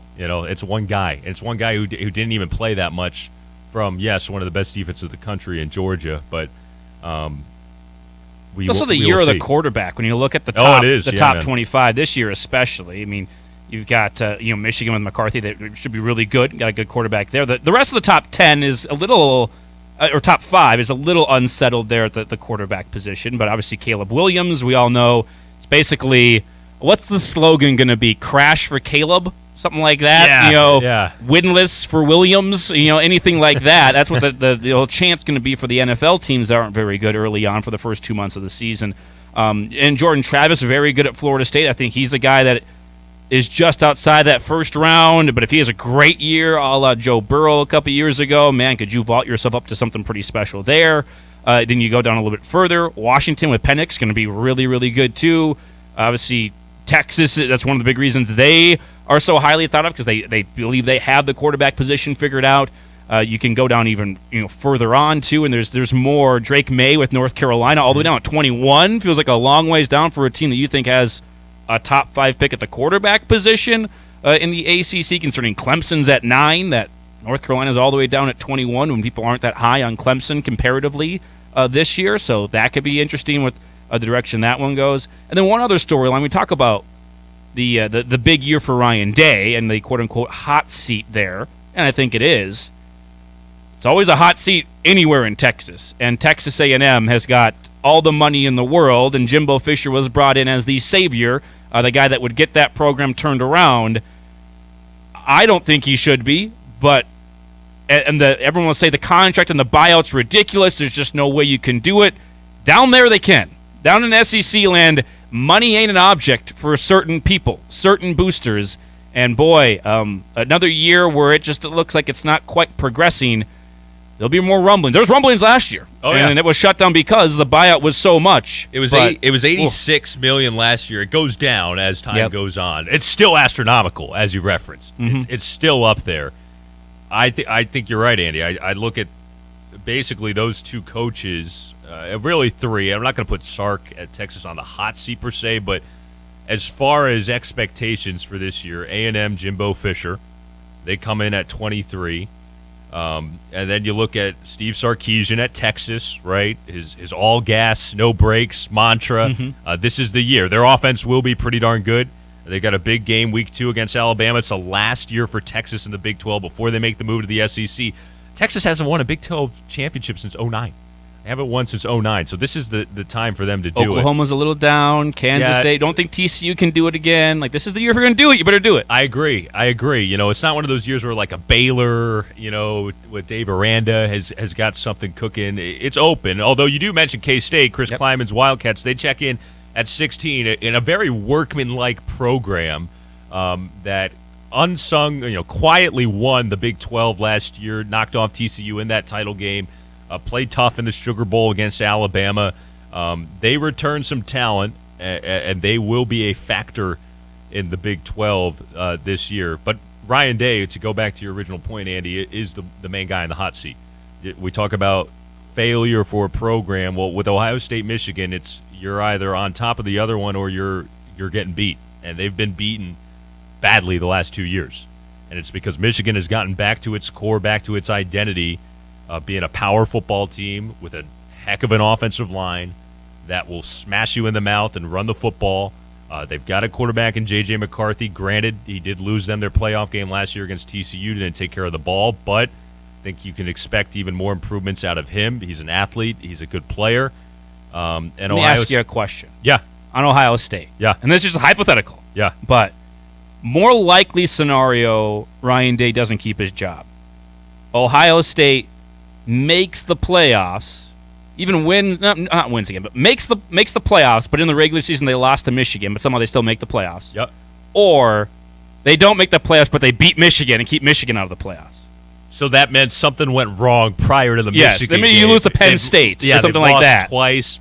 I would say if let me look at the schedule. The point I'm basically making is last year what you losing laid out to Michigan means more than the playoffs to a lot of fans there. It does, and that's what happened last year. Yep. Right? They lost. I mean, they got blown out by them. They got it was 45-23 in their own backyard. They backdoor into the postseason because they had the off weekend during conference championship weekend, and USC couldn't get its job done in the Pac-12 game.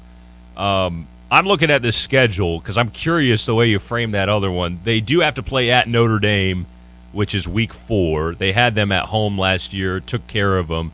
Notre Dame's got Sam Hartman at quarterback this year, the transfer from Wake Forest. It's never easy You going say Notre Dame, Dame. I'm guessing they have Penn State on there somewhere. They have Penn State at home, So and you they lose have those two. Wisconsin on the road. If you drop those, or maybe like the Whiskey game, that's tough going up to Camp Randall.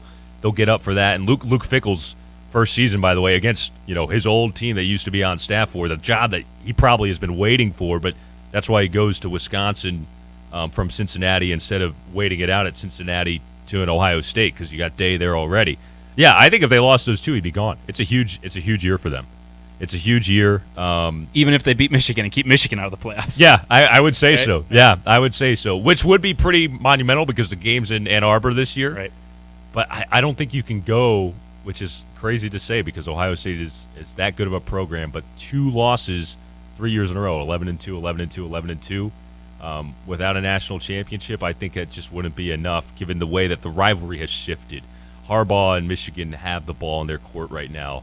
And if they keep it that way, it could be a change coming to Columbus. There really could be. It'll be interesting. We'll have to keep an eye on it. But AP preseason poll is out for college football, and we'll have all of that stuff covered for you on the show as we go throughout the season. Georgia 1, Michigan 2, Ohio State 3, Alabama 4, LSU 5. That's your top 5 for college football as we move into the season. We're going to step aside, take a break. When we come back, we caught up with the Bison quarterback Cam Miller at Media Day on Friday. A very fun conversation with Cam. Can't wait to share that with you on the other side of these messages. Champions play here. Your home for the Thundering Herd. Bison 1660.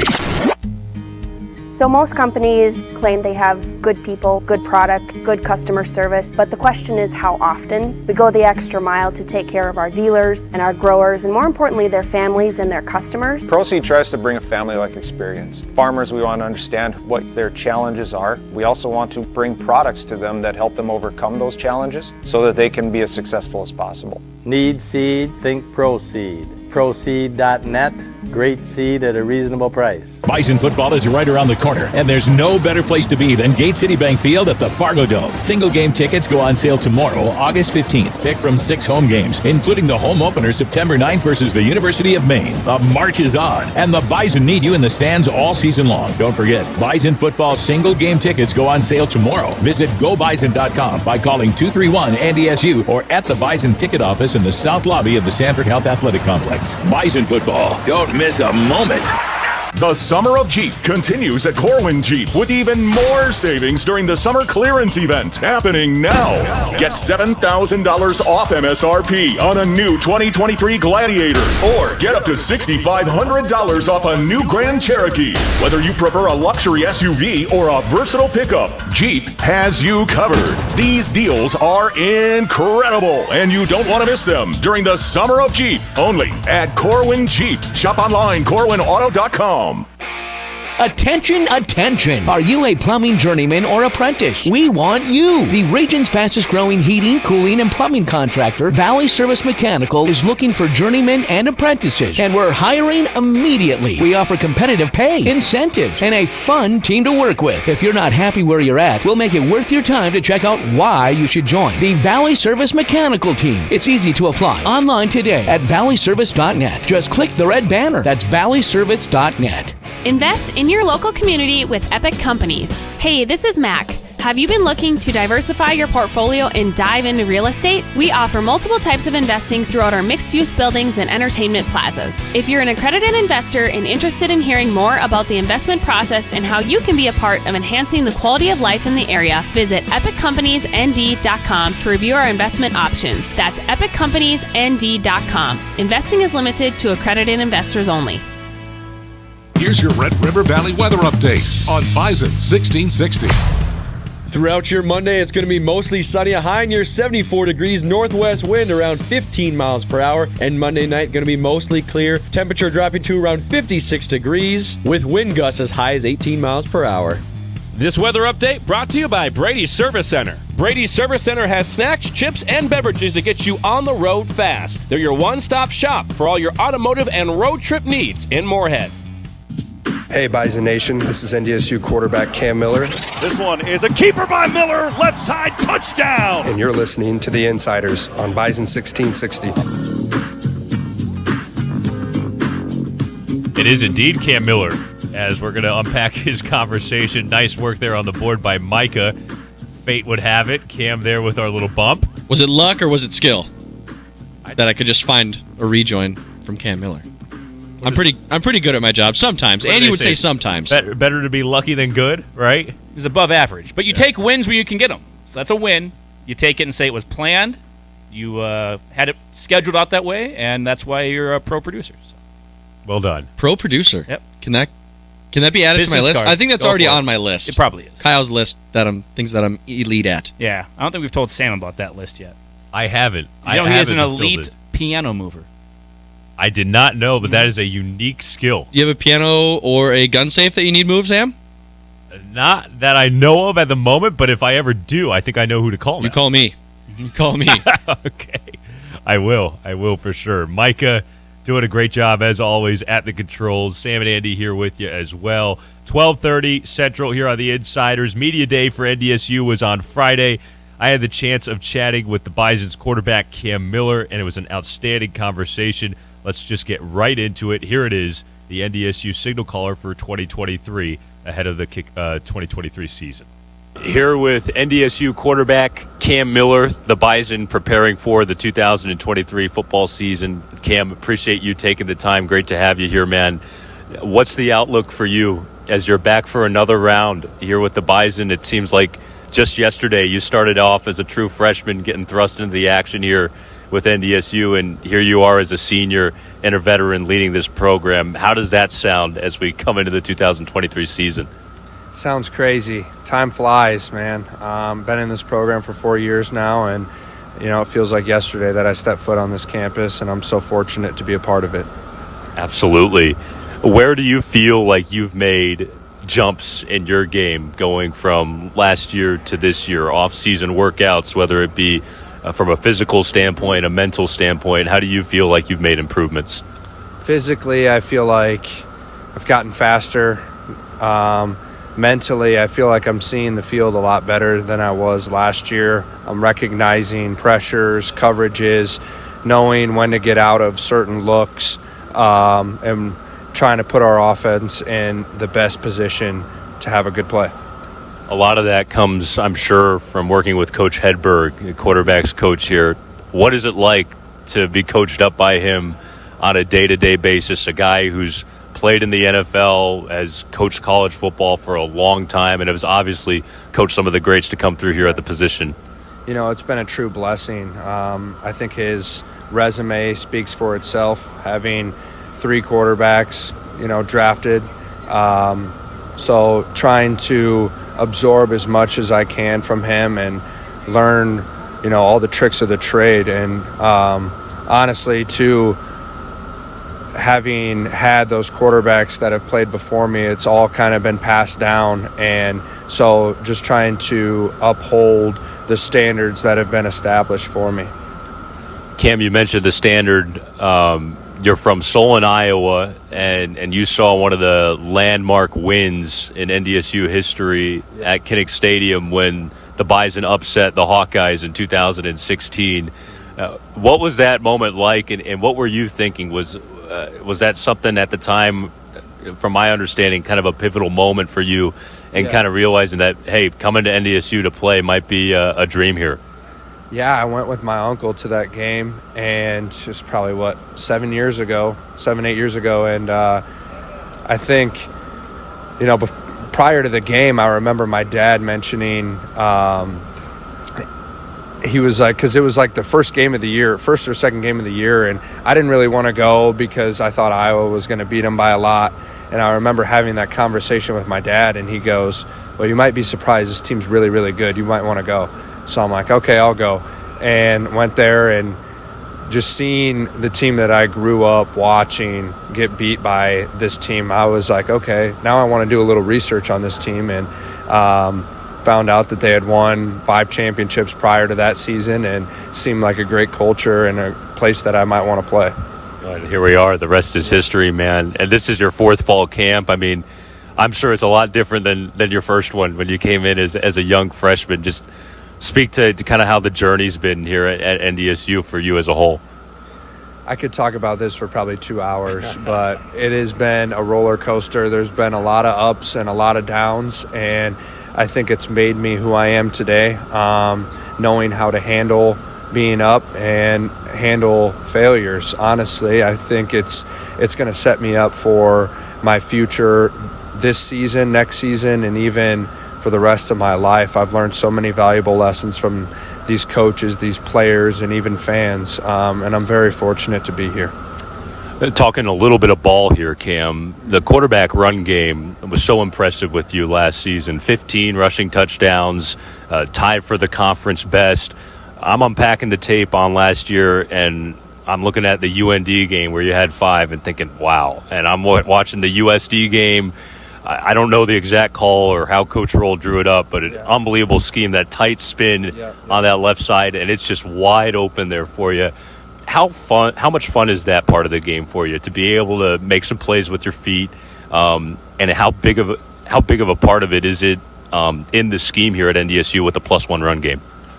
It's a huge part, and it's been a huge part since the early 2000s, and quite frankly, I've never been a big runner, even in high school. I mean, I think my senior year, my dad ran me a little bit, but once I got here, freshman year a little bit, sophomore year not so much, and then last year, toward the end of the season, Coach Roll called my number, and I had told my parents after one of my long runs against, maybe it was UND or Montana, and I said, Mom, I didn't know what to do when I was out in the open space because I've never experienced that before. But once you experience it once, it's very addicting, and you want to feel it again. But I love that, man. I go back to your high school days from Solon, Iowa. You played high school ball for your dad, a legendary high school coach in the state of Iowa. Take me through that experience. What was that like? It had to be special. It was probably the most special experience that anybody could have. I think it was the highlight of my life up until this point, being able to spend 3-4 hours with him every day and talking ball. Obviously, things got heated here and there, but my mom was always the person that kept football away from the house. It was always something that we talked about on the field, but once we left the field, unless I wanted to talk football, we weren't going to talk football, because when he was my coach when he was on the field, but he was my father as well. So that's something that we managed the first few years. But he's my greatest mentor in life and greatest role model, and he's somebody that I aspire to be like when I'm older. And I wouldn't be where I'm at today if it wasn't for him. Your hometown, Solon, Iowa, we were just talking about it before we hit the record button, famous for Solon Beef Days. For those back home who might not be familiar, tell us about Solon Beef Days. What is that tradition? I'm very curious. It seems like a one-of-a-kind type of thing.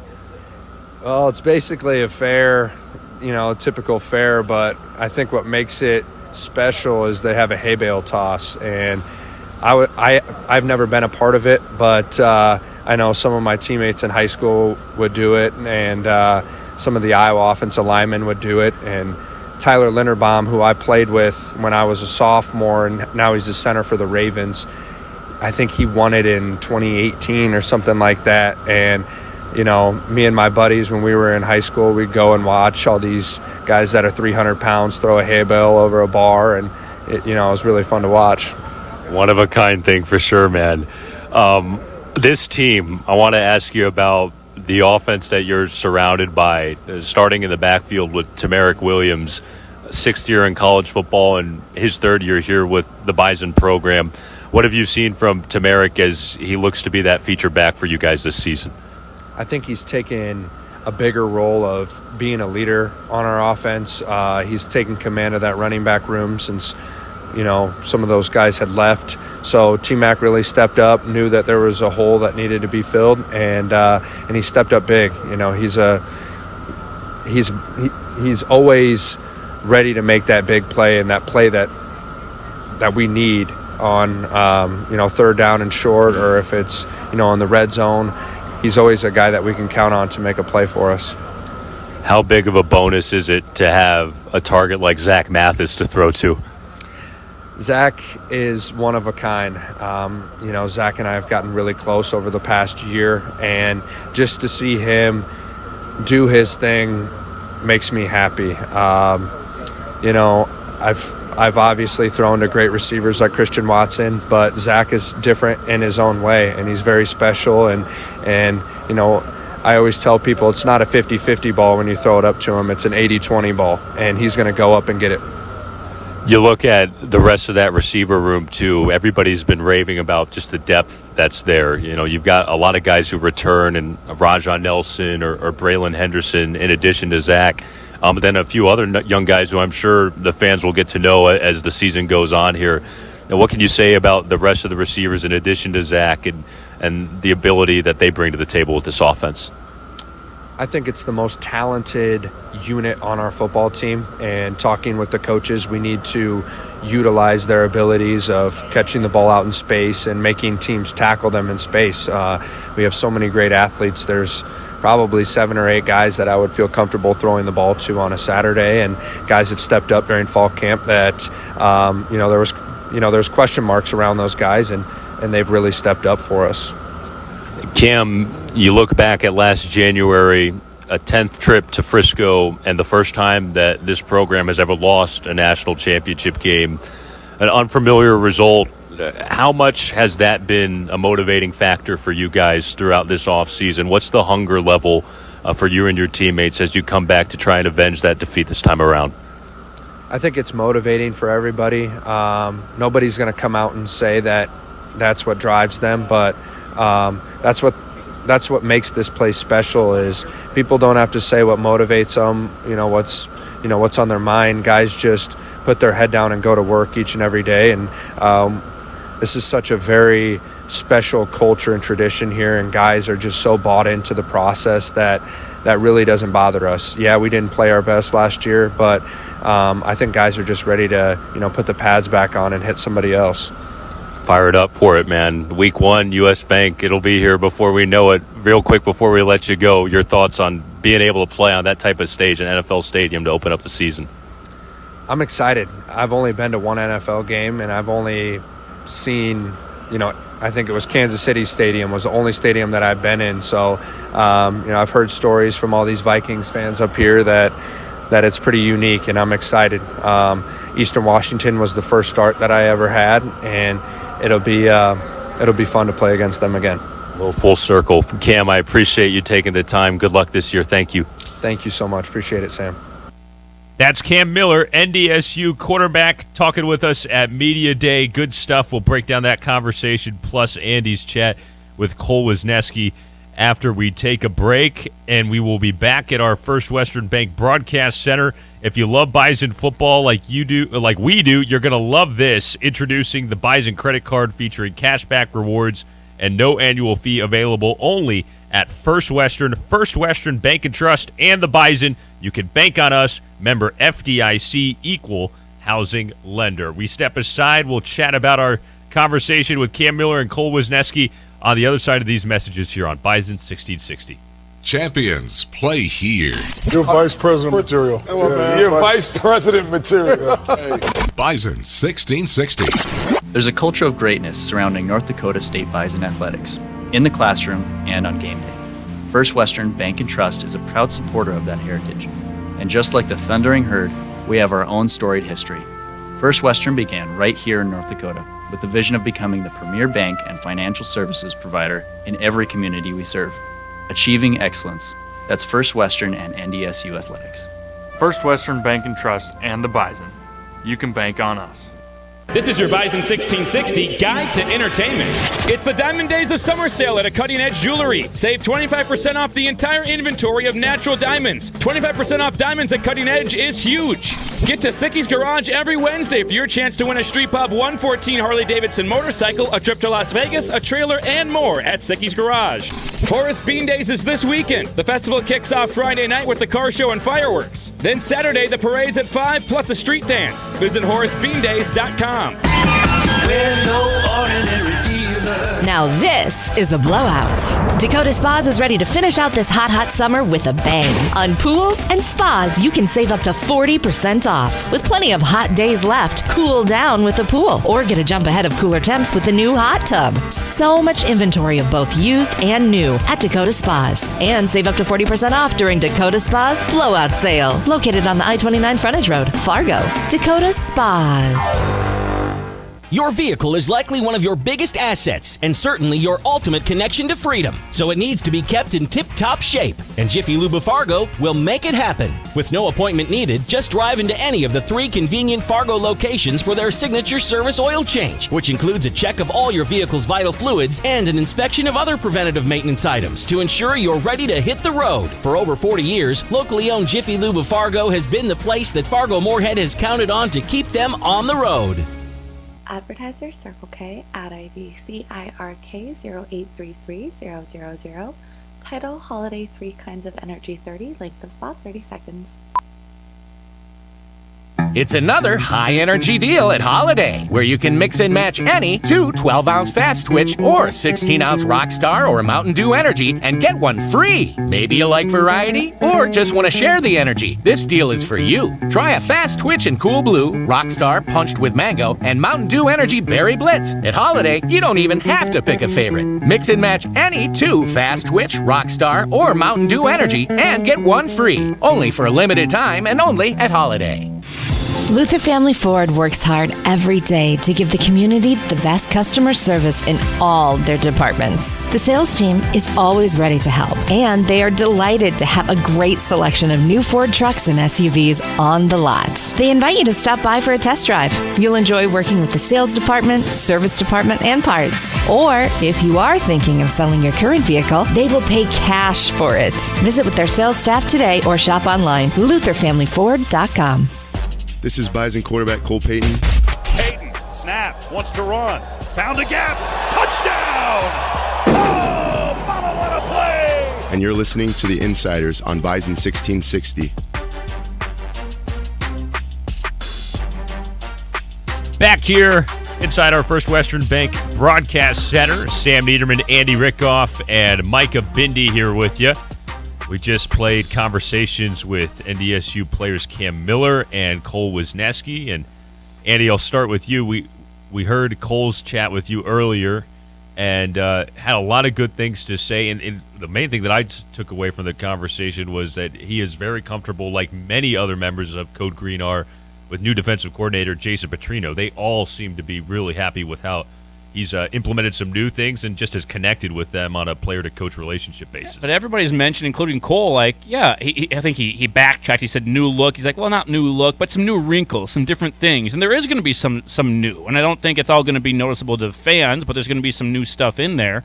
And for him, it's also a new position. I thought it was interesting the point he made of, when I brought up, you're seeing the field from an entirely different standpoint. You were a linebacker, now you're a safety. Maybe I made too big of a deal out of it as a guy who hasn't played those positions. And he said, that's kind of a misconception. It's still the small things. I thought he actually explained it really well and pretty simply. Like, at linebacker, it's small things. You're reading this small thing or this step by this player, and that's going to be your reaction to here. And there's still those small things at safety that maybe happen further away from you, but there's still those small things that you are reacting to and having to be in the right spot and basically decide, dictating what you're going to do based off what the people in front of you do. It's just a different angle of it, really.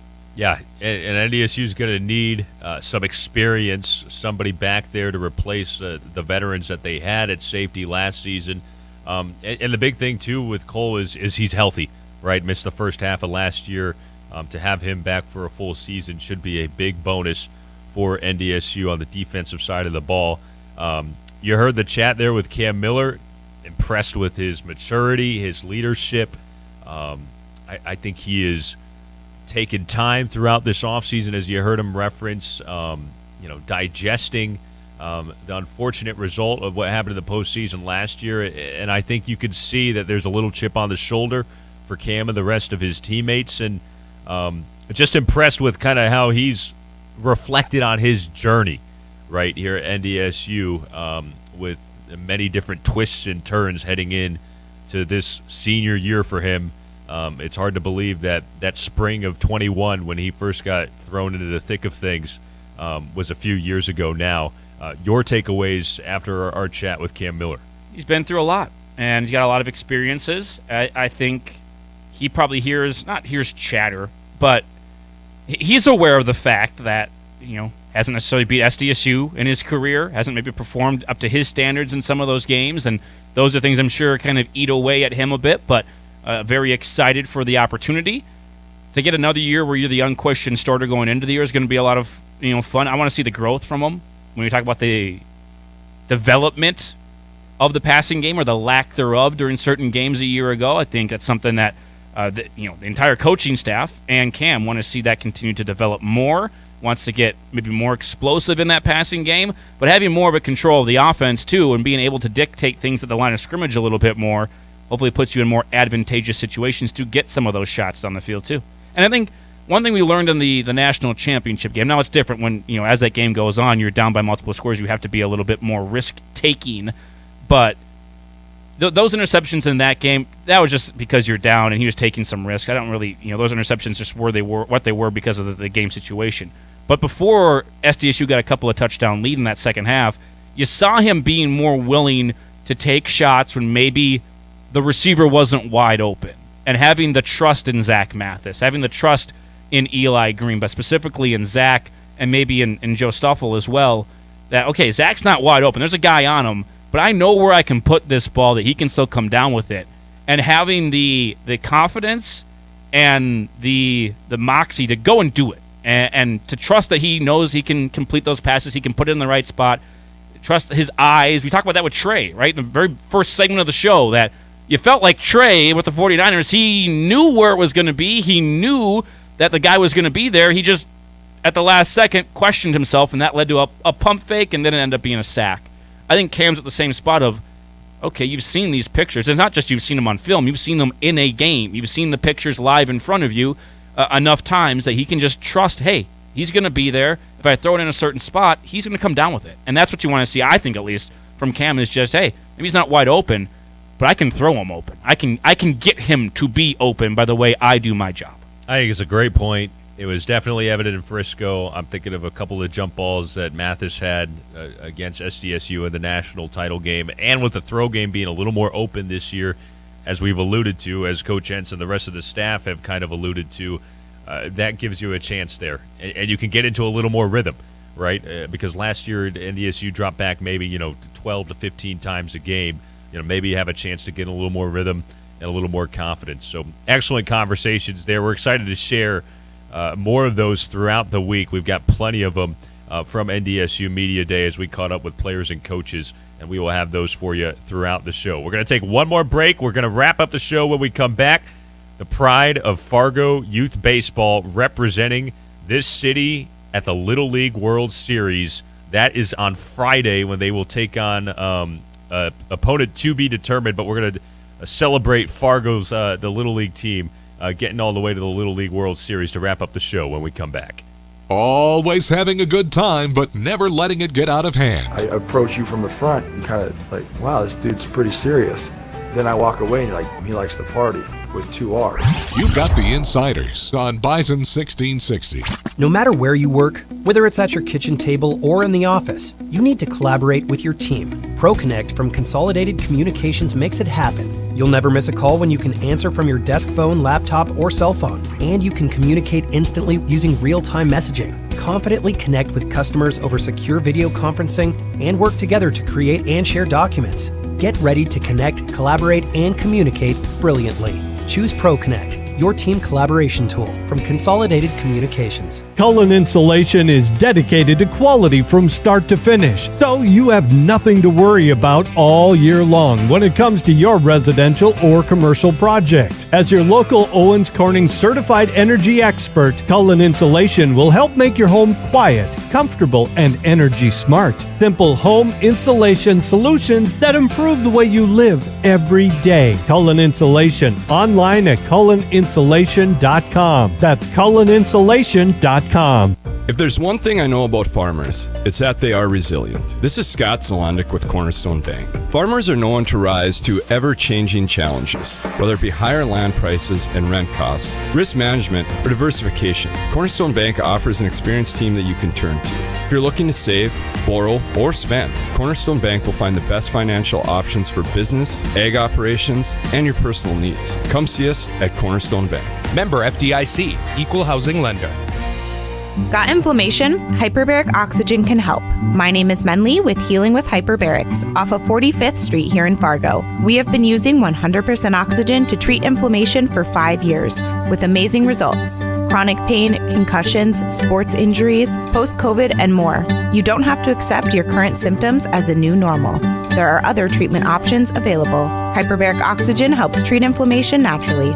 Visit our website for more information, healingwithhyperbarics.com. This month at Corwin Toyota, trade in your vehicle and receive a $2,500 trade-in assist on select new models. That's $2,500 in extra cash towards your new Toyota.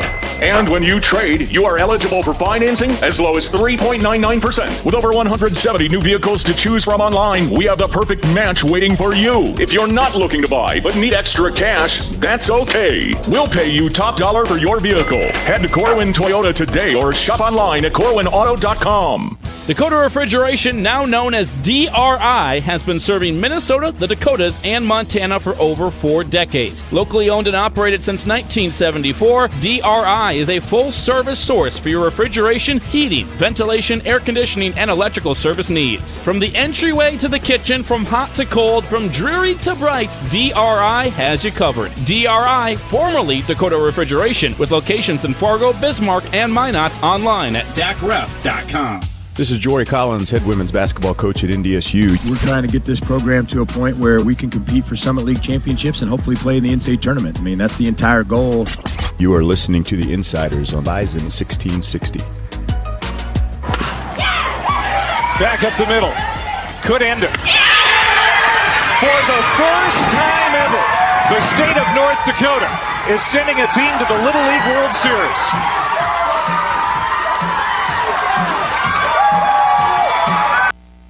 There you heard it. It was on Friday. The Fargo Little League team wins the Midwest Regional, and they are in Williamsport right now. They will be competing in the Little League World Series starting Friday night at 6 prime time, Andy. Representing the state of North Dakota for the first time in the Little League World Series. What a story for Fargo. Clay Matvick with a phenomenal call right there, friend of the program, but also it's not just getting to the Little League World Series, which was a great accomplishment. Congratulations to those boys. It was great. We watched it live. Phenomenal for them, a memory they will never forget. They beat the South Dakota team to get there, and that is what we all love to see. Well done when to represent the state. It's a battle. That was the rubber match, right? Like football they got. We knocked their men's basketball team out in the Summit League tournament.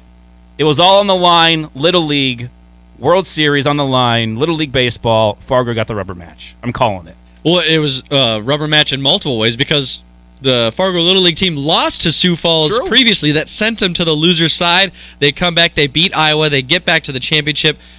That was an entertaining championship game. That was back and forth. It looked like the Fargo team was just going to dominate, but then Sioux Falls fighting back, and then it got tight there in the end, but a great finish from the Fargo Little Leaguers. It was incredible that we had that game on during the show on Friday. Unfortunately, we were off the air by the time that they did clinch, but they are in Williamsport right now. They will start Friday, 6 p.m., opponent to be determined. If you want to follow along on their Twitter, it's just at Fargo Baseball.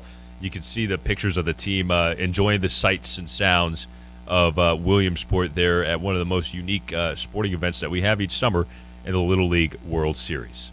Looking forward to seeing them on Friday and getting the chance to watch them. And I know, like I said, those are going to be memories they will never forget. And to have the coach on tomorrow is going to be pretty awesome to see what his perspective is through all this, because it's just as crazy for the coaches, too. It's ridiculous for the players, but the coaches, there's a lot that goes into it, from travel. I happen to see that a lot of sponsors have jumped on board to cover the travel costs for the team. That's great to see, too. The community really coming together around them. Before we take a break, or before we say goodbye, I wanted to mention our Bison 1660 Road Tour. More tour stops have been added. It's up on our website, bison1660.com. So if you want to see the show out there live, on location around Fargo here in August and September, go to our website, bison1660.com. All brought to you by The Bridges. You can tour The Bridges today up by NDSU, or online at bridgesnd.com and view our tour stops on bison1660.com. Good stuff today, fellas. Tomorrow going to be a big show, Missouri Valley Mix, plus more player interviews from NDSU and, of course, a Fargo Youth Baseball head coach, Chad Hansen. That's it for us. For Micah, Andy, and Sam, for Micah, Andy, Sam, and myself, I'm Sam. We'll talk to you guys tomorrow.